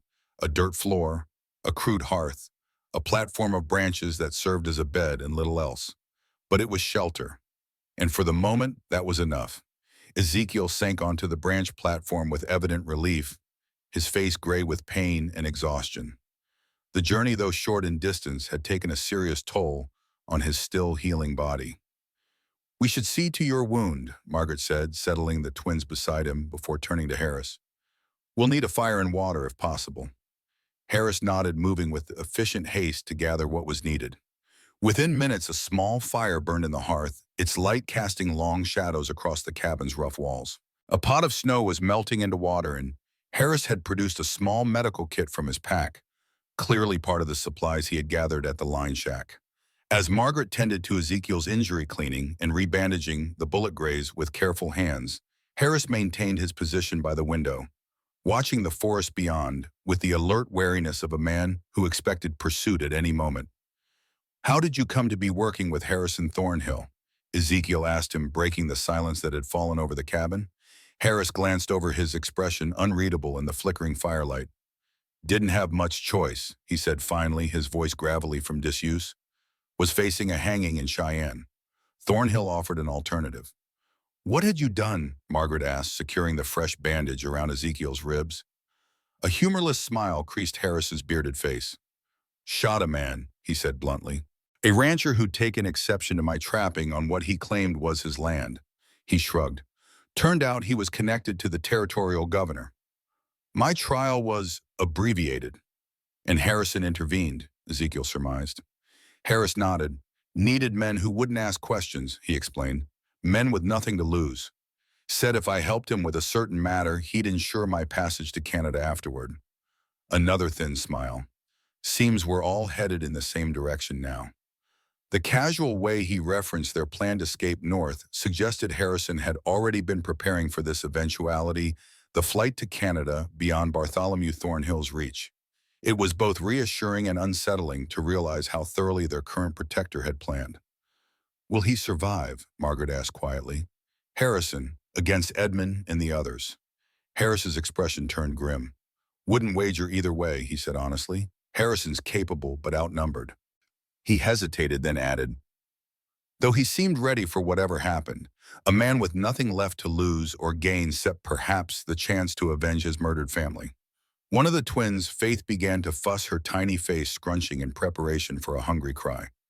Margaret lifted her, offering comfort and nourishment, while Hope continued to sleep peacefully beside Ezekiel. As she nursed her daughter, Margaret found herself studying Ezekiel's face in the firelight. Despite his pallor and evident exhaustion, there was a quiet strength there, a resolute endurance that reminded her in some ways of Andrew. Different men in almost every respect, yet sharing that core of determined principle that seems so rare in a world shaped by expediency and self-interest. "Why did you help us?" she asked abruptly. "Back at your cabin, you could have turned us away, saved yourself all this." Ezekiel considered the question, his pale blue eyes thoughtful. "Your husband asked me to," he said simply in his letter. "Many men would have considered that obligation fulfilled by the passage of time," Margaret observed, "or by the circumstances." A faint smile touched Ezekiel's lips. "Perhaps," he conceded, "but I found that in a life with few certainties, one's word should be among them." He shifted slightly, wincing, as the movement pulled at his wounded side. "Besides, I've spent too many years hiding from the world. Perhaps it was time to rejoin it, even in such dramatic fashion." Harris had returned to the window, his attention focused outward, giving them what privacy was possible in the confined space. Margaret finished nursing Faith and settled her back beside her sister, marveling as always at how quickly the infant surrendered to sleep, how complete her trust in the world despite its proven dangers. "Davidson told me something of your past," Margaret said, keeping her voice low. "About Boston, the senator's son." Ezekiel stiffened almost imperceptibly, his expression closing like a door against unwelcome intrusion. "Did he?" he said flatly. "Not a question. He didn't share details," Margaret hastened to add. "Just that there had been accusations that you had left your practice because of it." Ezekiel was silent for a long moment, his gaze fixed on the small fire as if it held answers to unasked questions. When he finally spoke, his voice was barely audible above the crackling of the flames. "The senator's son was a monster," he said simply. I discovered he had been hurting others, young women, children, using his father's position and his own charm to silence his victims. His expression hardened. When confronted, he laughed, said no one would believe accusations against him, that his father would ensure any inconvenient witnesses simply disappeared. He fell silent again, lost in memory. Margaret waited somehow, knowing there was more to the story, that having begun, Ezekiel needed to finish it. He was already ill when he came to me, Ezekiel continued finally. Nothing serious, a minor procedure. But while he was under my care, while I held his life in my hands, he closed his eyes briefly. I considered how many lives might be saved if his ended, how much suffering might be prevented. Did you, Margaret began, then trailed off, unsure how to phrase the question delicately. Ezekiel's smile was sad, tinged with old regret. No, he said. In the end, I couldn't do it. Couldn't violate the oath I had taken, no matter how justified it might have seemed. He sighed, but I did something almost as damning in the eyes of Boston society. I reported him, gathered evidence from his victims, presented it to authorities who couldn't be bought or intimidated. What happened? Margaret asked. What always happens when privilege is challenged, Ezekiel said, a hint of bitterness creeping into his voice. The accusations were dismissed, the victims discredited or silenced, and I found myself facing ruin. My practice destroyed my reputation in tatters. The senator made certain of that. He shook his head. So I left, disappeared into the territories where a man's past matters less than his present abilities. Found a measure of peace in solitude. A faint smile touched his lips. Until you arrived at my door during a blizzard with 2 infants and a tale of pursuit. Before Margaret could respond, Harris turned sharply from the window, his posture suddenly tense. Someone's coming, he said, voice low but urgent. Single rider from the south. Ezekiel struggled to rise, reaching for the revolver that lay beside him. Margaret moved quickly to the twins, gathering them close, instinctively protective. Harris had doused the candle, leaving only the faint glow of the fire to illuminate the cabin's interior. He positioned himself beside the door, weapon ready, listening intently to the sound of approaching hoofbeats. Just one, Ezekiel asked, managing to stand despite his injury. Harris nodded. Moving slow, he added, cautious-like. The 3 of them waited in tense silence as the rider drew nearer, then stopped some distance from the cabin. Footsteps crunched in the snow, a single person approaching on foot now.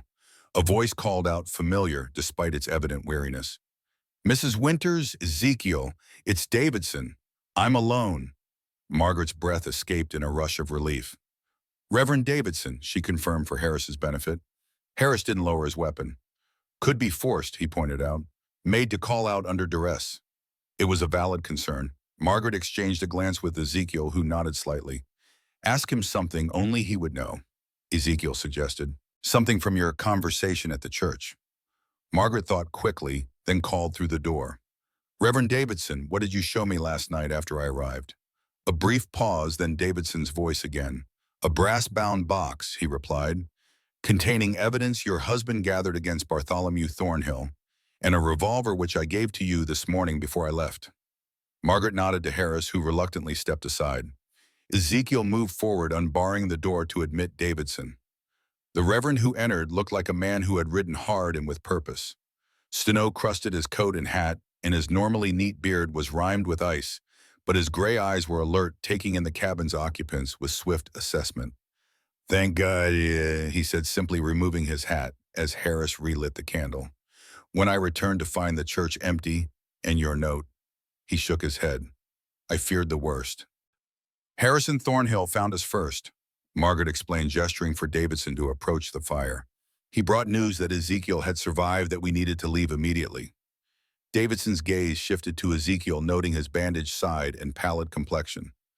I see he was correct about your survival, at least, he observed dryly, though you appear to have paid a significant price for it. Worth every ounce of blood, Ezekiel replied with equal dryness. How did you find us? Davidson removed his snow-encrusted coat, hanging it near the fire to dry. I followed your tracks from the line shack, he explained, after I found what was left there. His tone caused Margaret to look up sharply.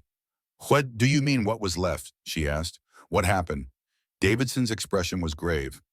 The shack was burned, he said simply, completely destroyed. I found 3 bodies among the ruins. A heavy silence fell over the cabin. Margaret thought of Harrison Thornhill, of his quiet intensity as he prepared to face Edmund and the others. "Harrison," she asked finally. "I couldn't identify the remains with certainty," Davidson said gently. "But one appeared to be wearing a coat similar to the one Harrison Thornhill had on when I glimpsed him in town earlier today." Another silence broken only by the soft crackling of the fire and the occasional shifting of the twins in their sleep. Margaret felt a deep sadness settle over her, not for Harrison himself, whom she had barely known, but for the justice he had sought, the vengeance he had been denied. "He bought us time," Ezekiel said quietly, "as he intended." Davidson nodded, his expression solemn. "It appears so, though at a terrible cost." Harris had returned to his position by the window, but Margaret noticed he seemed more agitated now, his gaze constantly moving between the forest outside and the cabin's other occupants. Harrison's death, if indeed he was among the bodies Davidson had found, meant Harris had lost his patron, the man who had promised him passage to Canada in exchange for his service. "What now?" Margaret asked, looking from Davidson to Ezekiel. "Harrison spoke of a route north to Canada," she continued, "a route you might know of, Reverend." Davidson studied her thoughtfully. "He was referring to what some called the Freedom Trail," he confirmed, "used during the war to move escaped slaves beyond the reach of the Fugitive Slave Act. Parts of it remain operational, as he said, maintained by those who still believe in its purpose." "Can you help us access it?" Ezekiel asked directly. Davidson hesitated, his gaze moving to the twins and back to Margaret's face. "It would not be an easy journey," he cautioned, "especially with infants in winter. There are risks." "There are risks in staying," Margaret pointed out. "Bartholomew Thornhill is coming. And without Harrison to maintain the deception of our deaths." She didn't need to finish the thought. Everyone in the cabin understood the implications. Bartholomew Thornhill would not stop until he had eliminated what he perceived as a threat to his freedom and reputation. Margaret and her children would never be safe as long as they remained within his reach. Davidson nodded slowly, decision crystallizing in his expression. "There's a way station about 30 miles north of here," he said. "A woman named Martha Wilkins runs it ostensibly as a trading post, but it serves other purposes for those who know to ask." He glanced at Harris.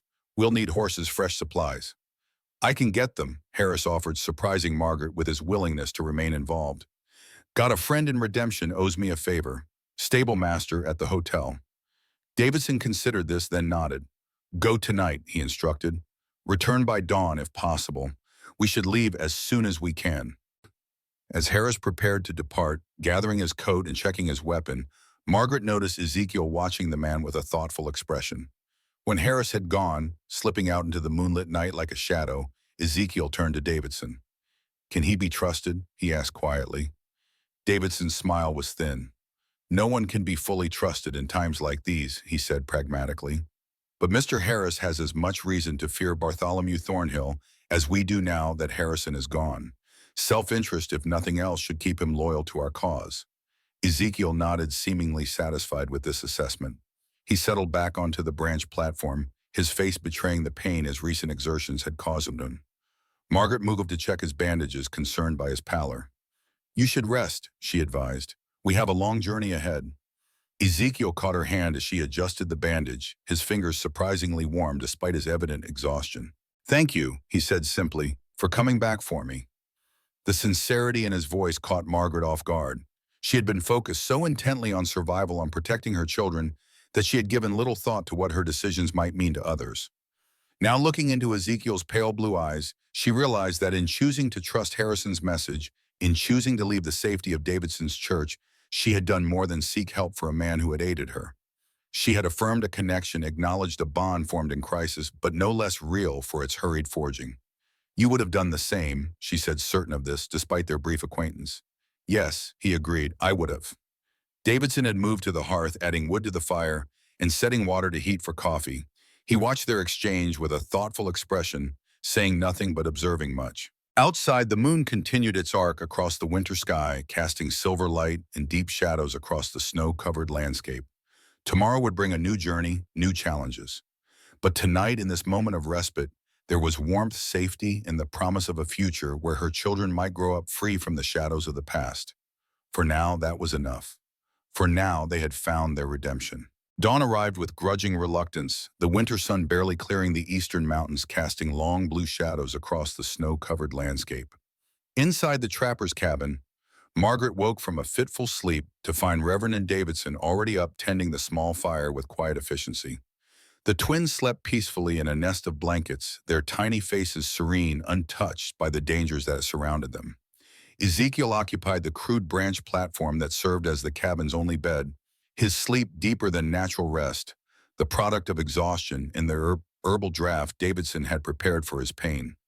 In sleep, the lines of tension eased from his face, making him appear younger, less burdened by the ghosts of Boston and the war. "Any sign of Harris?" Margaret asked softly, careful not to wake either Ezekiel or the twins. Davidson shook his head, his expression troubled. "He should have returned by now," he said, keeping his voice equally low. "The journey to redemption and back shouldn't have taken more than 6 hours, even accounting for his business at the stable." Margaret moved to the cabin's single window, brushing aside the oiled hide to peer at the snow-covered clearing beyond. The forest stood silent in the early light. No sign of movement, no distant sound of approaching horses, just the vast, indifferent wilderness, beautiful and deadly in its winter mantle. "Do you think something happened to him, ma'am?" she asked, turning back to Davidson. The Reverend's face was grave. "It's possible," he allowed. "Redemption is small, but not without eyes and ears. If word of our presence has spread, if Bartholomew Thornhill's men have arrived—" He didn't finish the thought, but he didn't need to. Margaret understood the implications all too well. Without horses, without supplies, their journey north would be nearly impossible. With 2 infants and a wounded man, they would be lucky to cover 5 miles a day through the deep snow, not nearly fast enough to outpace mounted pursuers. "What do we do?" she asked instinctively, moving to check on the twins adjusting their blankets, though they needed no such attention. Davidson considered the question, his weathered face thoughtful. "We wait," he said finally, "until midday. If Harris hasn't returned by then, we'll need to consider alternatives." "Such as?" The Reverend's expression hardened slightly, a glimpse of steel beneath his clerical demeanor. "I have a cache," he said, "about 3 miles east of here. Emergency supplies, including snowshoes. We could make for the Blackfoot settlement on the Medicine River. They've sheltered fugitives before." The way he hesitated over the word fugitives spoke volumes about his past activities, the role he had played in helping those who needed to disappear. Margaret wondered, not for the first time, how a New England minister had come to be so deeply involved in such clandestine operations so far from his presumed origins. As if reading her thoughts, Davidson smiled faintly. "You are wondering about my background," he observed, "about how a man of the cloth came to be familiar with such irregular channels." Margaret nodded, somewhat embarrassed at being so transparent. "I am curious," she admitted. "You seem to know a great deal about moving people secretly, about establishing new identities." "Experience is a thorough teacher," Davidson said simply. He hesitated, then added, "Before the war, I operated a station on the Underground Railroad in Pennsylvania. When the conflict began, those skills proved useful to the Union in other ways." "You were a spy," Margaret surmised, surprised. Davidson's smile deepened. "I prefer to think of it as intelligence work," he corrected gently. "But yes, I served in that capacity. Your husband and I crossed paths several times during those years." This new information cast Andrew in a different light, not just the forthright Union officer Margaret had known, but a man involved in the shadows of wartime espionage, a man with secrets he had kept even from his wife. "Andrew never mentioned it," she said, a hint of hurt in her voice despite the years that had passed. "He wouldn't have," Davidson assured her, "and the nature of such work demands discretion, even with those closest to us." He paused, studying her face. "He spoke of you often, though, with great pride and affection." The simple statement soothed the wound Margaret hadn't realized was still raw, the sense that Andrew had somehow lived a separate life, one that excluded her. To know he had carried her in his thoughts, even during his most secret missions, was a balm to that unexpected pain. A soft sound from Ezekiel drew their attention. He was stirring, his face contorting briefly with pain, as consciousness returned, bringing with it the awareness of his injury. Margaret moved to his side, offering a cup of water, which he accepted with a grateful nod. "Harris," he asked, his voice rough from sleep. "Not yet." Davidson answered, his tone revealing his concern more clearly than his words. Ezekiel absorbed this information with a grim nod, as if it confirmed something he had suspected. How long do we wait? He asked, struggling to sit up despite Margaret's gentle restraining hand. Midday, Davidson replied. Then we implement an alternative plan. Ezekiel looked from Davidson to Margaret, then to the still sleeping twins. His expression was resolute despite the pain evident in the tightness around his eyes. We shouldn't wait, he said firmly. If Harris was going to return, he would have done so by now. Every hour we delay increases the risk. You're in no condition to travel, Emma, Margaret protested, especially without horses. A faint wry smile touched Ezekiel's lips. I've endured worse, he said simply. During the war, I once walked 15 miles with a mini A-ball in my shoulder. This, he gestured to his bandaged side, is uncomfortable but not debilitating. Davidson was already gathering their meager possessions, his decision apparently made. Ezekiel's right, he said to Margaret. If Harris has been compromised, if he's revealed our location, we need to be gone before anyone arrives. The urgency in his tone spurred Margaret into action. She gathered the twins, bundling them securely against the cold in layers of blankets. Outside, the temperature had risen slightly with the sun, but it was still well below freezing deadly conditions for infants, if not properly protected. Within minutes, they were ready to depart. Davidson doused the fire, leaving no sign of recent occupation beyond what couldn't be helped.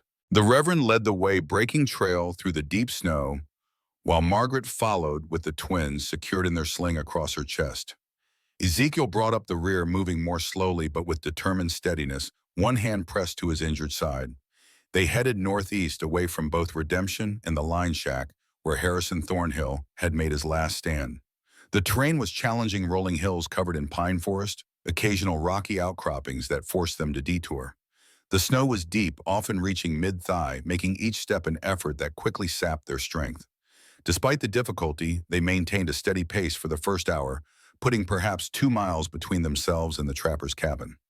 The twins remarkably remained quiet, lulled by the rhythmic motion of Margaret's careful progress through the snow. It was during a brief rest, as they paused in the shelter of a massive pine, that they heard the distant but unmistakable sound of gunfire. 3 shots in rapid succession, followed by silence. That came from the direction of the cabin, Ezekiel said, his body tensing despite his injury. Davidson nodded, his expression grim. Someone found it, he confirmed, and is signaling to others. How far to your cache? Margaret asked, anxiety tightening her chest as she instinctively checked the twins, though they remained undisturbed by the distant sounds. Another mile, perhaps a bit more, Davidson replied. But we need to change direction now. They'll follow our tracks from the cabin. Without further discussion, they set off again, now heading due east toward a ridge of rocky hills visible through the trees. The terrain grew steeper, the snow often giving way to exposed rock where the wind had swept it clear. This was both blessing and curse, easier to traverse, but leaving them more exposed to anyone following their trail. They reached the ridge shortly before noon, the winter sun now high enough to cast shorter shadows but providing little warmth. Davidson led them along the rocky spine of the hill, where patches of bare stone allowed them to move without leaving tracks in the snow. After nearly half a mile of this cautious progress, he halted beside a cluster of boulders that seemed no different from any other along the ridge. Here, he said simply, kneeling to brush away loose stones from what appeared to be a random spot among the rocks. A flat stone shifted under his practiced hands, revealing a hollow beneath. From this natural cache, Davidson withdrew a canvas pack, weathered but serviceable. Inside were the promised snowshoes, 3 pairs of the traditional wooden variety, along with a small hatchet, a rolled oilskin packet that proved to contain jerked meat and hardtack, and a compact revolver similar to the one he had given Margaret. The snowshoes will help tremendously, he said, distributing them, though I fear they'll also leave a distinctive trail for anyone following us. Where do we go from here? Ezekiel asked, examining the snowshoes with approval. They were well crafted, if somewhat worn, clearly the product of native craftsmanship rather than commercial manufacture. Davidson gestured north toward a distant line of higher mountains, their peaks lost in haze. The Blackfoot settlement is about 20 miles in that direction, he said. 2 days' journey with the snowshoes if we push hard. And if we're followed? Margaret asked, shifting the twins' weight as she adjusted her own snowshoes with one hand. A shadow crossed Davidson's face. Then we deal with that when it comes, he said simply. They set off again, the snowshoes making their progress somewhat easier, though still far from effortless. Ezekiel, despite his earlier bravado, was clearly struggling, his face pale and drawn with the effort of maintaining pace. But he voiced no complaint, and when Margaret suggested they rest more frequently, he shook his head. "Distance is our best defense now," he said firmly. "We can rest when we're safe." The day wore on, the brief winter sunlight already beginning to fade as afternoon deepened toward evening. They had covered perhaps 6 miles since leaving the trapper's cabin, a respectable distance given their circumstances, but far less than they might have achieved with horses. It was Ezekiel who first noticed the riders. They had paused in a small clearing to allow Margaret to tend to the twins, who had begun to fuss with hunger. As she nursed first one, then the other, Ezekiel moved to the edge of the clearing, scanning the back trail with narrowed eyes. "Davidson," he called softly, "southeast about half a mile back." The Reverend joined him, his expression sharpening as he followed Ezekiel's gaze. There, just visible through the trees, were 3 riders, moving slowly but deliberately along their trail. Even at this distance, the purposeful way they studied the ground ahead of them was unmistakable. "Trackers," Davidson said grimly. "Good ones by the look of them." "Thornhills?" Margaret asked, fear clutching at her heart as she gathered hope back into the sling with her sleeping sister. "Impossible to tell from here," Davidson replied. "But it doesn't matter. Whoever they are, they're following us, and they're armed." Decision crystallized in his weathered face. "We need to split up," he said, his tone brooking no argument. "I'll lead them away, create a false trail. You two continue north straight for the Blackfoot settlement." "No," Margaret protested immediately. "We stay together." "Mrs. Winters," Davidson said gently but firmly, "those men will catch up to us by nightfall if we all continue at our current pace. Your children will freeze to death if we're forced to spend the night without shelter. This is the only way." "He's right," Ezekiel said, his expression pained but resolute. "And I should be the one to go. You're needed with the twins, and Davidson knows the way to the settlement." Davidson shook his head. "You wouldn't last an hour in your condition," he said bluntly, "and you know it." The truth of this was written in the pallor of Ezekiel's face, the way he leaned heavily on a pine branch he had been using as a walking staff. His wound had taken more from him than he was willing to admit. "I'll meet you at the settlement," Davidson continued, already preparing to depart. "If I'm not there within 3 days, continue north without me. Martha Wilkins will know what to do." "Elijah," Ezekiel said, using the Reverend's first name for the first time in Margaret's hearing, "this is too great a risk." A faint smile touched Davidson's lips. "Risk is relative, old friend," he said, "and some causes are worth any price." He turned to Margaret, his expression softening. "Your husband understood that, as do you, I think." Before she could respond, Davidson reached into his coat and withdrew a small leather pouch, pressing it into her hand. "This contains money," he explained, "and a letter of introduction to Martha. She'll recognize my handwriting." With that, he shouldered the canvas pack, adjusted his snowshoes, and headed southeast directly toward the approaching riders, but at an angle that would lead them away from Margaret and Ezekiel's intended path. "God go with you," Margaret whispered, as the Reverend's figure disappeared among the trees. "He will," Ezekiel said with quiet certainty. "Elijah Davidson has survived worse situations than this." They waited a few minutes longer until they were certain Davidson had gained enough distance to be well away from them. Then, with heavy hearts but determined spirits, they set off northward toward the distant mountains and the promise of safety that lay beyond. Night fell early, as it always did in the Wyoming winter darkness, swallowing the forest long before true sunset. Margaret and Ezekiel had continued northward throughout the afternoon, pushing themselves to maintain a steady pace despite growing exhaustion, and in Ezekiel's case, increasing pain. They made camp in a small hollow beneath the spreading branches of several ancient pines where the snow was shallower and fallen needles provided some insulation from the frozen ground. Without an axe or saw, gathering firewood was a challenge, but Ezekiel managed to collect enough deadfall to build a small, carefully shielded fire that provided minimal warmth, with, they hoped, minimal visibility to any pursuers. The twins, who had been remarkably quiet during the day's journey, now made their hunger and discomfort known with increasing insistence. Margaret attended to them with weary patience, nursing them one after the other, while Ezekiel prepared a meager meal from Davidson's provisions. "They're resilient," Ezekiel observed, watching as Margaret soothed Faith back to sleep after feeding. "Most infants would be far more distressed by such a journey." "They've never known anything else," Margaret said softly, sadness coloring her voice. "From the moment they were born, they've been running, hiding, surviving." She brushed a gentle finger over Faith's downy cheek. What kind of life is that for a child? A temporary one, Ezekiel assured her, offering a portion of jerked meat and hardtack. Once you reach Canada, you can build something stable, something peaceful. Margaret accepted the food with a grateful nod, though she noted his choice of words. Once I reach Canada, she echoed. Not we. A faint, tired smile touched Ezekiel's lips.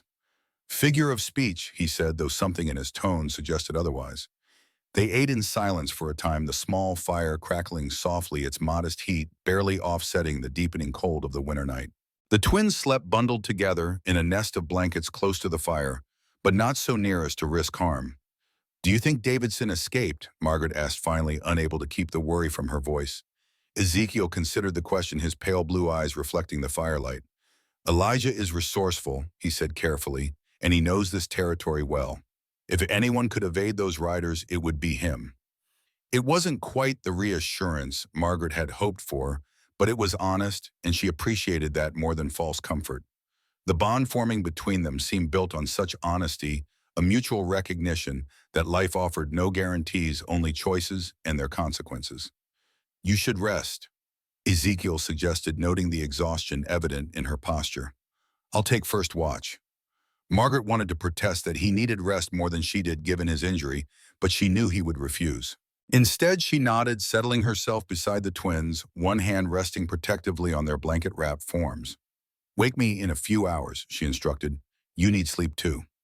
I will, Ezekiel promised, though whether he intended to keep that promise was another matter.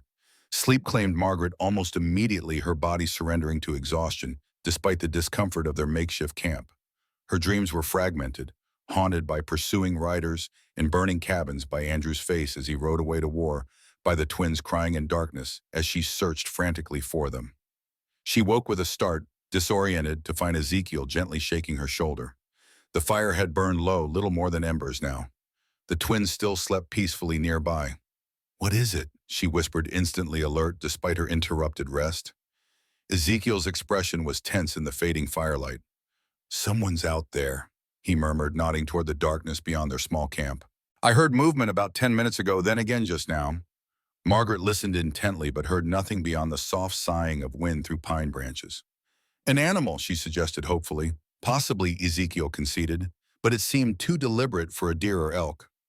He had positioned himself between their camp and the direction from which he had heard the sounds, the revolver Davidson had left them held ready in his hand. Margaret reached for her own weapon, the small pistol Davidson had given her at the church, which now seemed a lifetime ago, rather than mere days. They waited in tense silence, straining to hear any sound that might confirm or dispel their fears. Minutes stretched endlessly, marked only by the twins' soft breathing and the occasional settling of embers in the dying fire. Then, just as Margaret was beginning to think they had imagined the threat, a twig snapped sharply in the darkness to their left, not where Ezekiel had been watching, but in the opposite direction. Both turned, weapons raised, as a figure emerged from the shadows. Tall, broad-shouldered, moving with the careful deliberation of someone trying to appear non-threatening. Don't shoot, a familiar voice called softly. It's me, Harris. Margaret lowered her pistol slightly, but Ezekiel kept his revolver trained steadily on the approaching figure.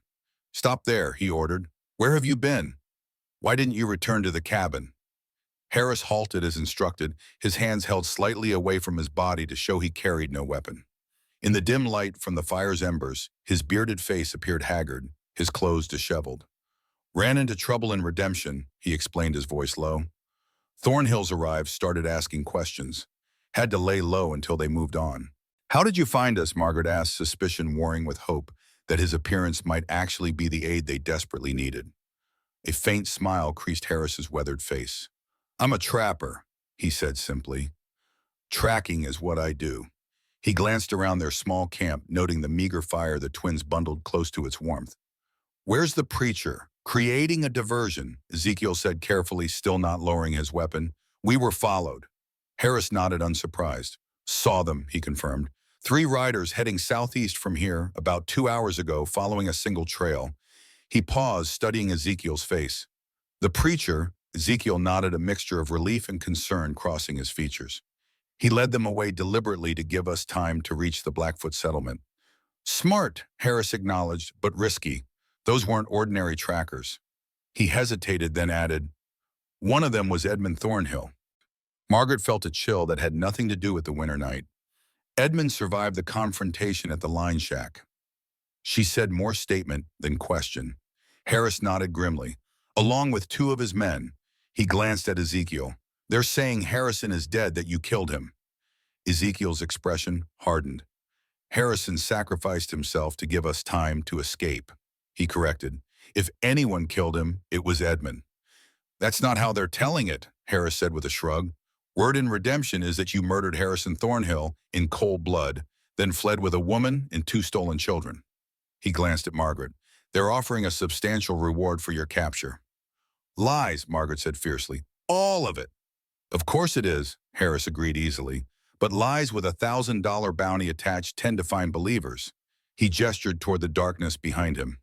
Which is why we need to move now. I've got horses about half a mile back.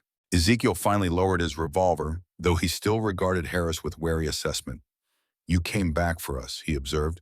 Well, you could have taken those horses and headed for the border yourself.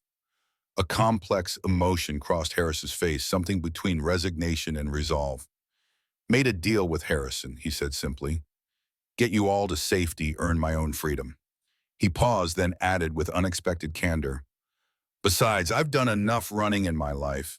Maybe it's time to finish something properly. Margaret and Ezekiel exchanged a glance, a wordless communication passing between them. Whatever Harris's true motivations, he represented their best hope of reaching safety before Edmund and his men realized they'd been deceived by Davidson's false trail. All right, Ezekiel said finally, lead the way.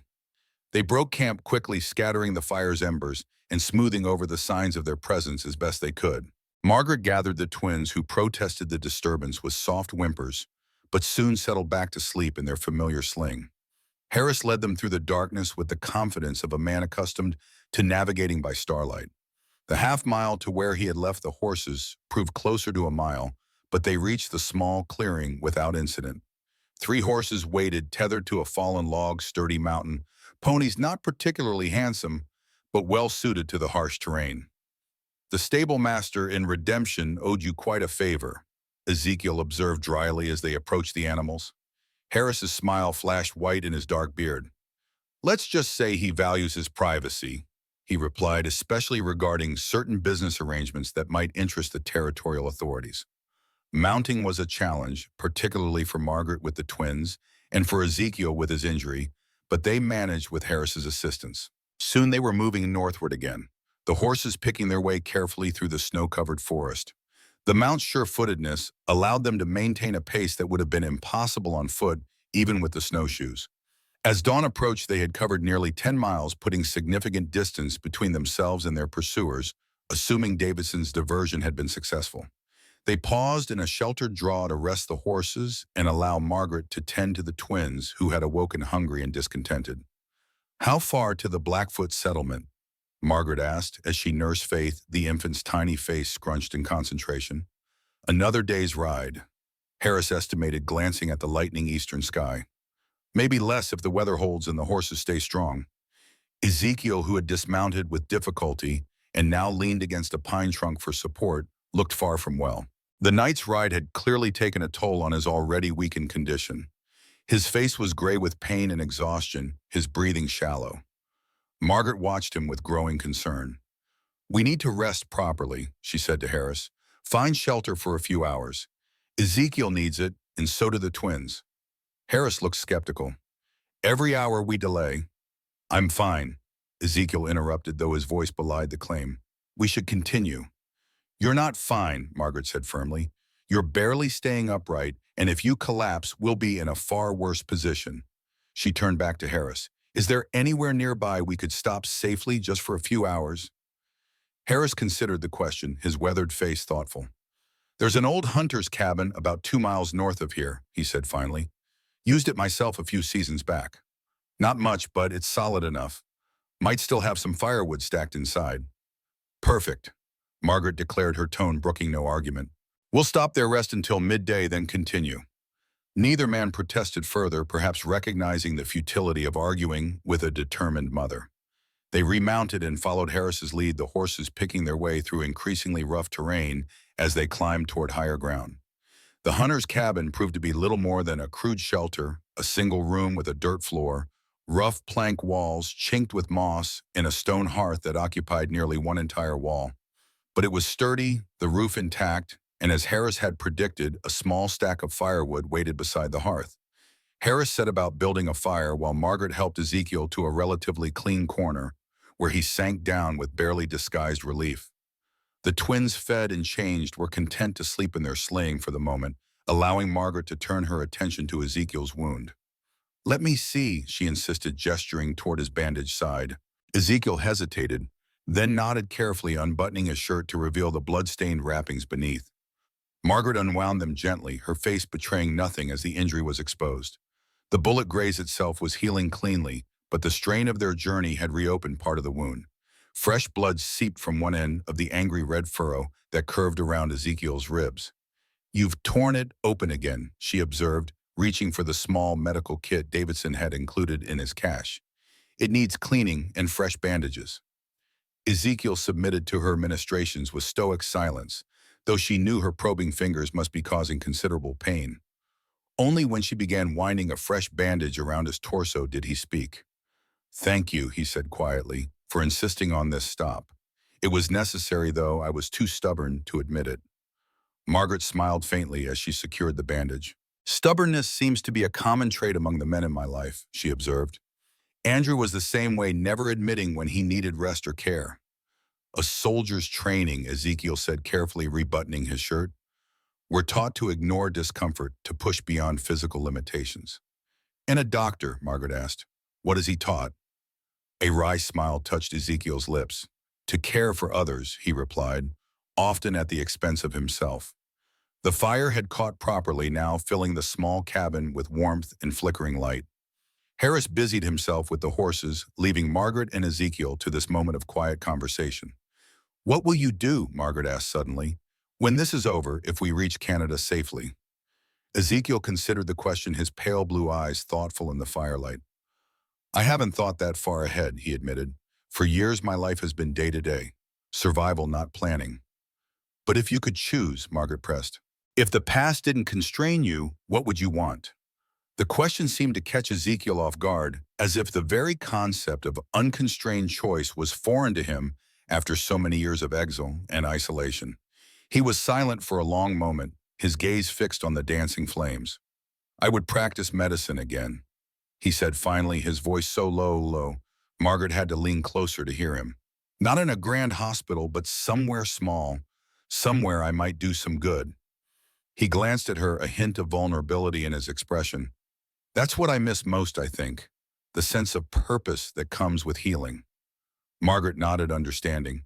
"Andrew felt the same about his service," she said.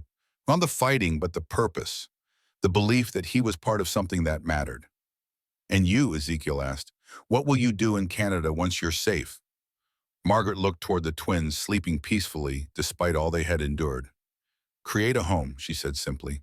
"A place where faith and grace can grow up without fear, without having to hide who they are or where they come from." She smiled faintly. "It sounds so simple, doesn't it? Yet it's been impossible until now." "Not impossible," Ezekiel corrected gently. "Just not yet achieved." Their conversation was interrupted by Harris's return. He stamped snow from his boots at the doorway, then approached the fire, his expression serious. "Riders," he reported without preamble. "Coming from the south, still a few miles off, but heading this way." Margaret felt her heart sink. "Edmund?" she asked. Harris nodded grimly. "Looks like the preacher's diversion didn't hold them for long," he said. "Or they split up, some following his trail, others continuing to search the area." "How many?" Ezekiel asked, already struggling to rise despite his recent collapse. "3 that I could see," Harris replied. "Same as before. Probably Edmund and his 2 companions." Margaret gathered the twins, close fear and determination warring within her. They had come so far, endured so much to be caught now so close to their goal. "We need to go," she said, already preparing to bundle the twins for travel. "Immediately." Harris shook his head. "They're between us and the Blackfoot settlement," he explained, "and they're moving too fast. We'd never outpace them with you and the doctor in your condition. Then what do you suggest? Ezekiel demanded, now on his feet, despite the pain evident in his drawn features. Harris's weathered face set in grim lines. I'll lead them away, he said. Create a false trail like the preacher did. Draw them east away from your path north. No, Margaret protested. We've already lost Davidson to this strategy. We can't risk you too. Ain't about risk, Harris said with a shrug. It's about necessity. He moved to gather his coat and rifle. You two take the horses, continue north. Settlements may be 15 miles from here, following the river valley. Can't miss it. And you? Ezekiel asked, his tone suggesting he already knew the answer. Harris checked his rifle with practiced efficiency. I'll buy you time, he said simply. Make sure they don't follow. The implication was clear. Harris didn't intend merely to lead their pursuers away. He planned to engage them directly if necessary, to stop them permanently if he could. Why, Harris? Margaret asked, the question that had been building since his unexpected return. Why risk your life for us, for children you don't even know? Harris paused in his preparations, his expression softening slightly as he glanced at the twins. Had a daughter once, he said quietly, back in Missouri before the war. She'd be about your age now, I reckon. He looked away, the memory clearly painful. Never got to see her grow up.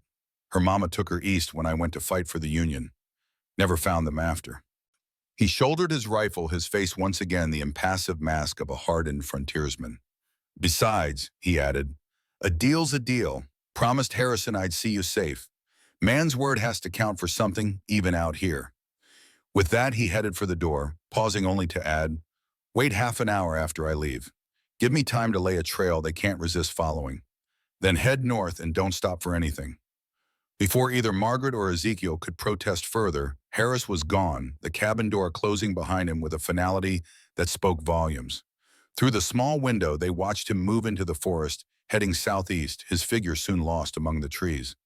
He won't survive, Margaret said softly, the realization heavy in her chest.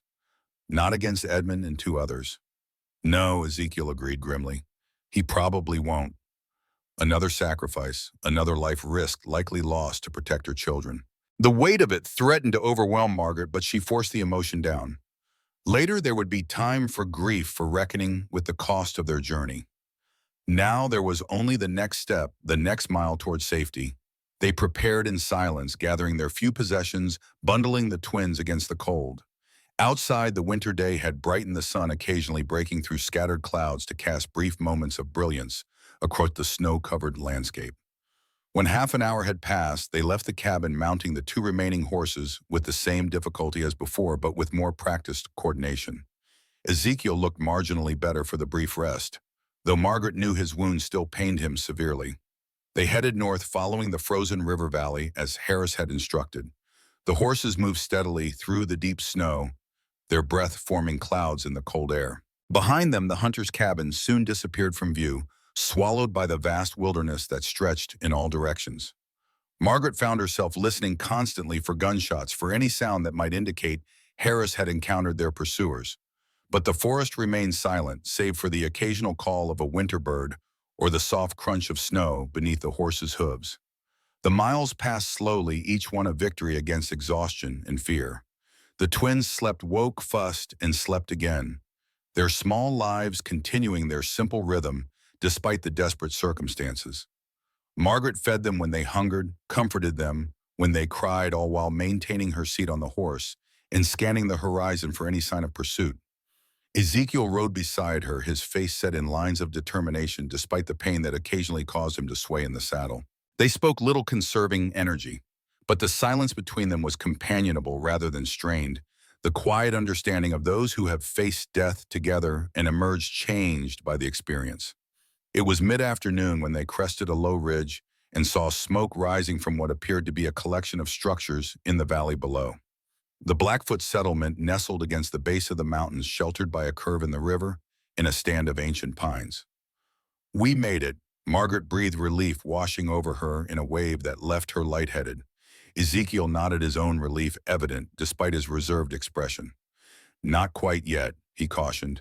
We still need to be welcomed. They urged their tired mounts down the slope toward the settlement, approaching openly, rather than with the stealth that had characterized so much of their journey. Concealment now would only breed suspicion, potentially turning allies into adversaries. As they drew nearer, figures emerged from the structures. Men, mostly some carrying rifles, all watching the approaching strangers with wary assessment. They halted at what appeared to be the settlement's boundary, marked by several tall poles from which hung cryptic symbols painted on stretched hide. A man stepped forward from the others, older with gray, streaking his long black hair, his face deeply lined by weather and time. He wore a mixture of traditional Blackfoot clothing and items clearly obtained through trade with white settlers.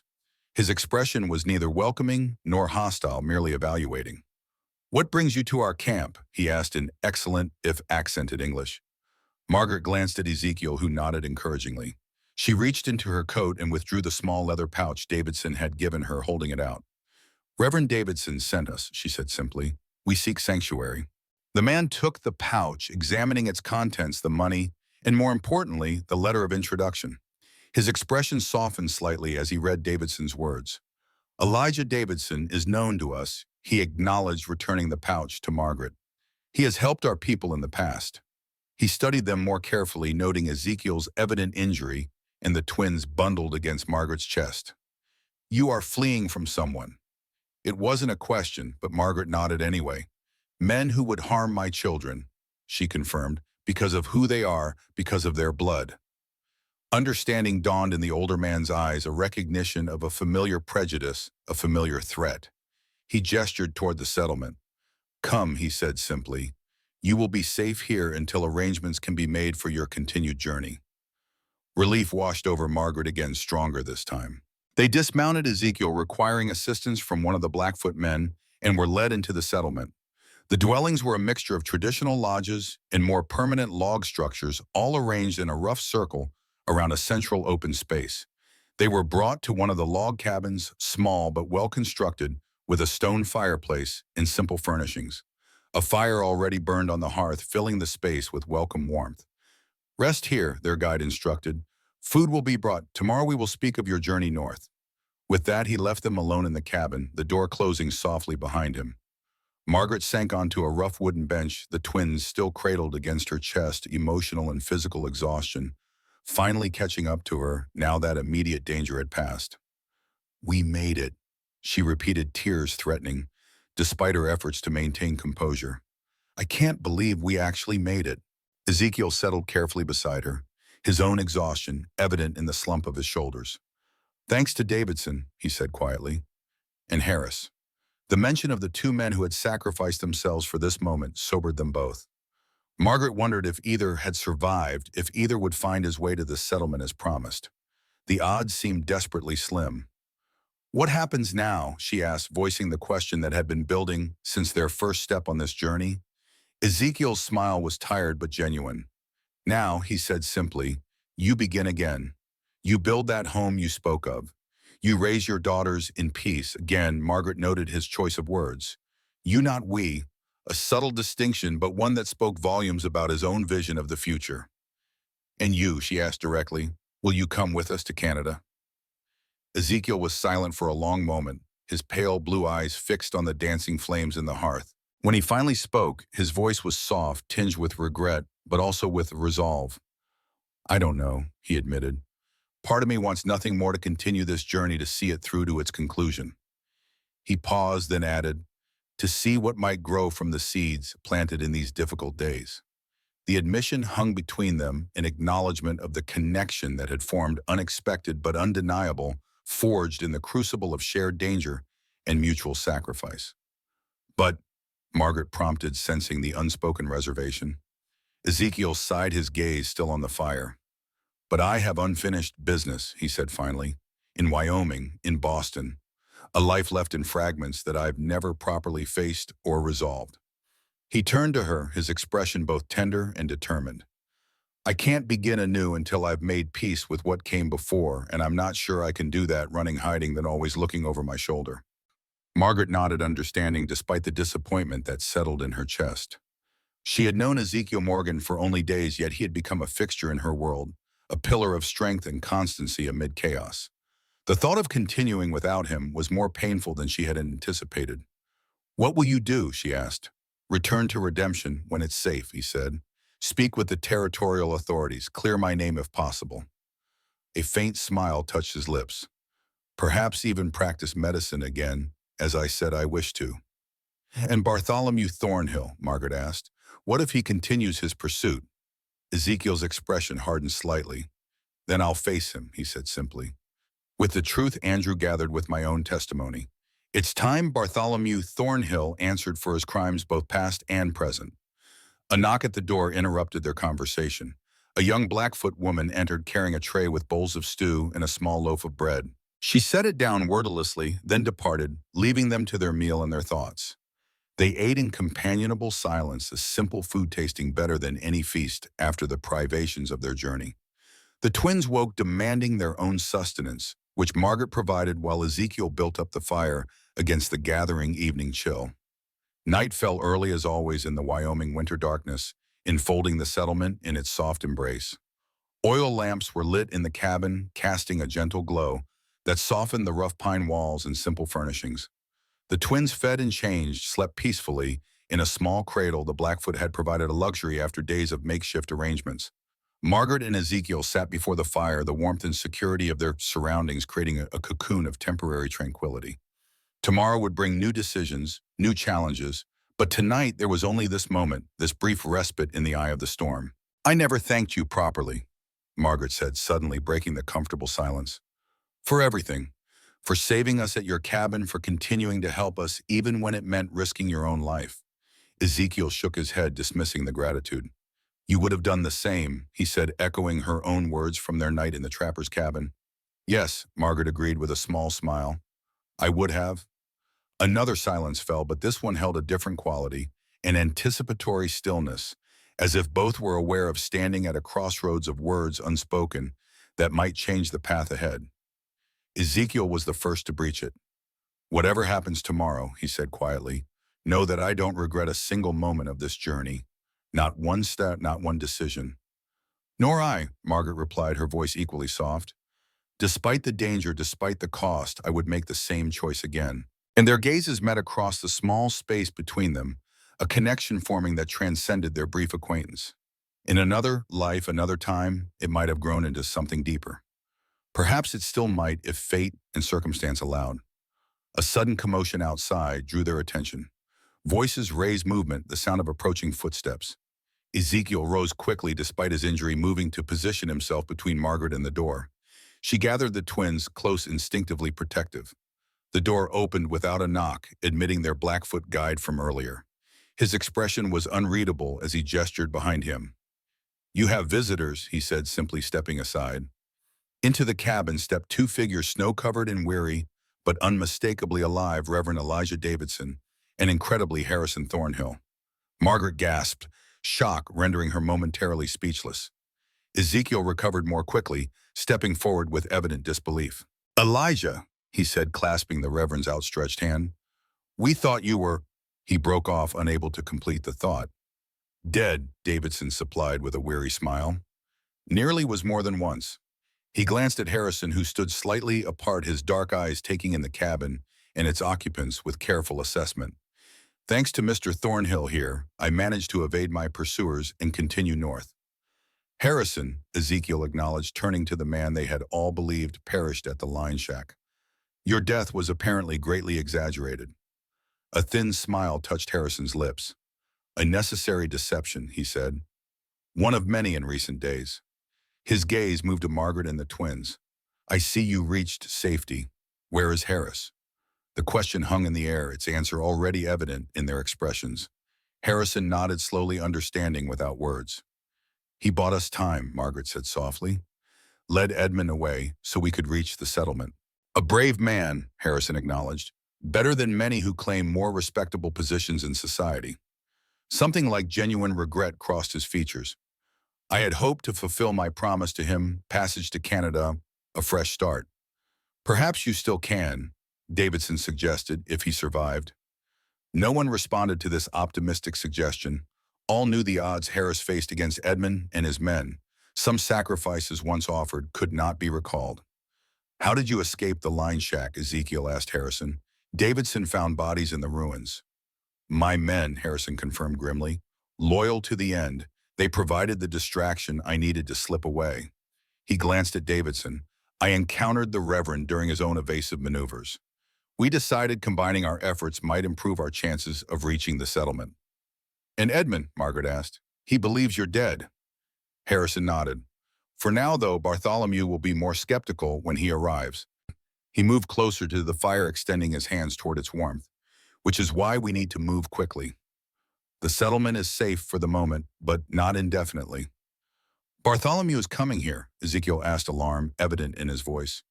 Not specifically here, Davidson clarified, but he arrived in Redemption yesterday according to reports, with a sizable force of hired guns. He's determined to find you, Mrs. Winters, and your children. Margaret instinctively tightened her embrace around the sleeping twins. When can we leave for Canada, she asked. Tomorrow, Harrison said firmly. I've made arrangements with the Blackfoot for guides who will take you across the border. There's a settlement in British Columbia where you'll be beyond Bartholomew's reach.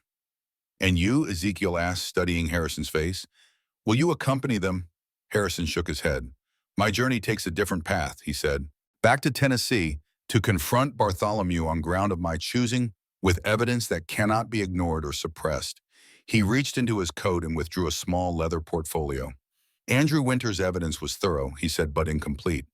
I've spent years gathering my own names, dates, documentation of every crime Bartholomew committed during and after the war. A cold smile touched his lips, including the murder of my wife and son. The declaration hung in the air, its implications clear. Harrison Thornhill intended not simply to expose his brother's crimes, but to destroy him completely. It was a vendetta years in the making, now approaching its final act. That's a dangerous path, Davidson observed quietly. Bartholomew has powerful friends even now. So do I, Harrison countered. Men who owe me favors, who share my interest in seeing certain wartime atrocities properly addressed. He glanced at Ezekiel.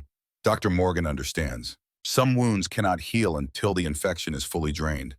Ezekiel nodded slowly, recognition passing between the two men, a shared understanding that some battles once begun must be seen through to their conclusion. What about you, Ezekiel? Davidson asked. Will you accompany Mrs. Winters to Canada? The question Margaret had posed earlier, now repeated by a trusted friend. Ezekiel hesitated, his gaze moving from Davidson to Harrison, to Margaret herself, who watched him with careful neutrality, despite the hope she couldn't quite conceal.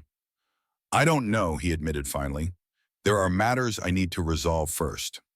Come with us to British Columbia, Harrison suggested. Ensure Mrs. Winters and her children are safely settled. Then if you wish, return with me to face whatever awaits in the territories. It was a compromise, a middle path that acknowledged both Ezekiel's sense of responsibility toward Margaret and his need to confront his own unresolved past.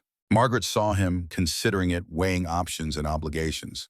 A wise suggestion, Davidson endorsed. Ezekiel looked to Margaret, a silent question in his pale blue eyes. Would this be enough? This temporary extension of their journey together? This brief reprieve before the inevitable parting? Margaret nodded, a small smile touching her lips. It wasn't the answer she had hoped for, not entirely, but it was something, a few more weeks, perhaps months, in which to discover what might grow between them. Time for Ezekiel to heal, not just physically, but emotionally, to find the peace he sought before making any permanent decisions. All right, Ezekiel agreed finally. To British Columbia then and afterward. He trailed off, leaving the future unwritten possibilities open. It's settled then, Harrison declared. We leave at first light. The Blackfoot guides know a route that avoids the main trails, keeping us away from any patrols or bounty hunters Bartholomew might have dispatched.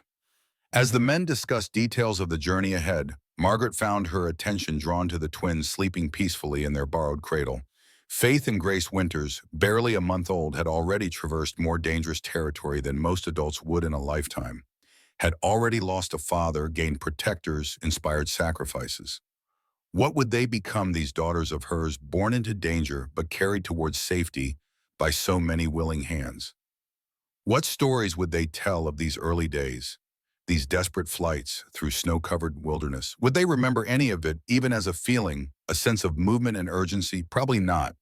But Margaret would remember for them, would tell them when they were old enough to understand of the courage shown by Davidson, by Harrison Thornhill, and Ezekiel Morgan. Would ensure they knew that their lives had been valued, protected, deemed worth any risk by those who had no obligation toward them beyond basic humanity. It was a legacy of sorts, not land or wealth or position, but something perhaps more valuable. A testament to the capacity for sacrifice, for selflessness, for redemption. A reminder that even in a world scarred by war and prejudice, divided by blood and history, there remained the possibility of connection, of unlikely alliances formed across boundaries that had seemed impermeable. Outside the cabin, snow began to fall, gentle flakes drifting past the small window to settle on the already white ground. Tomorrow would bring a new journey, new challenges. But tonight, in this moment of respite, there was warmth, safety, and the promise of a future where her children might grow up free from the shadows of the past. For now, that was enough. For now, they had found their redemption.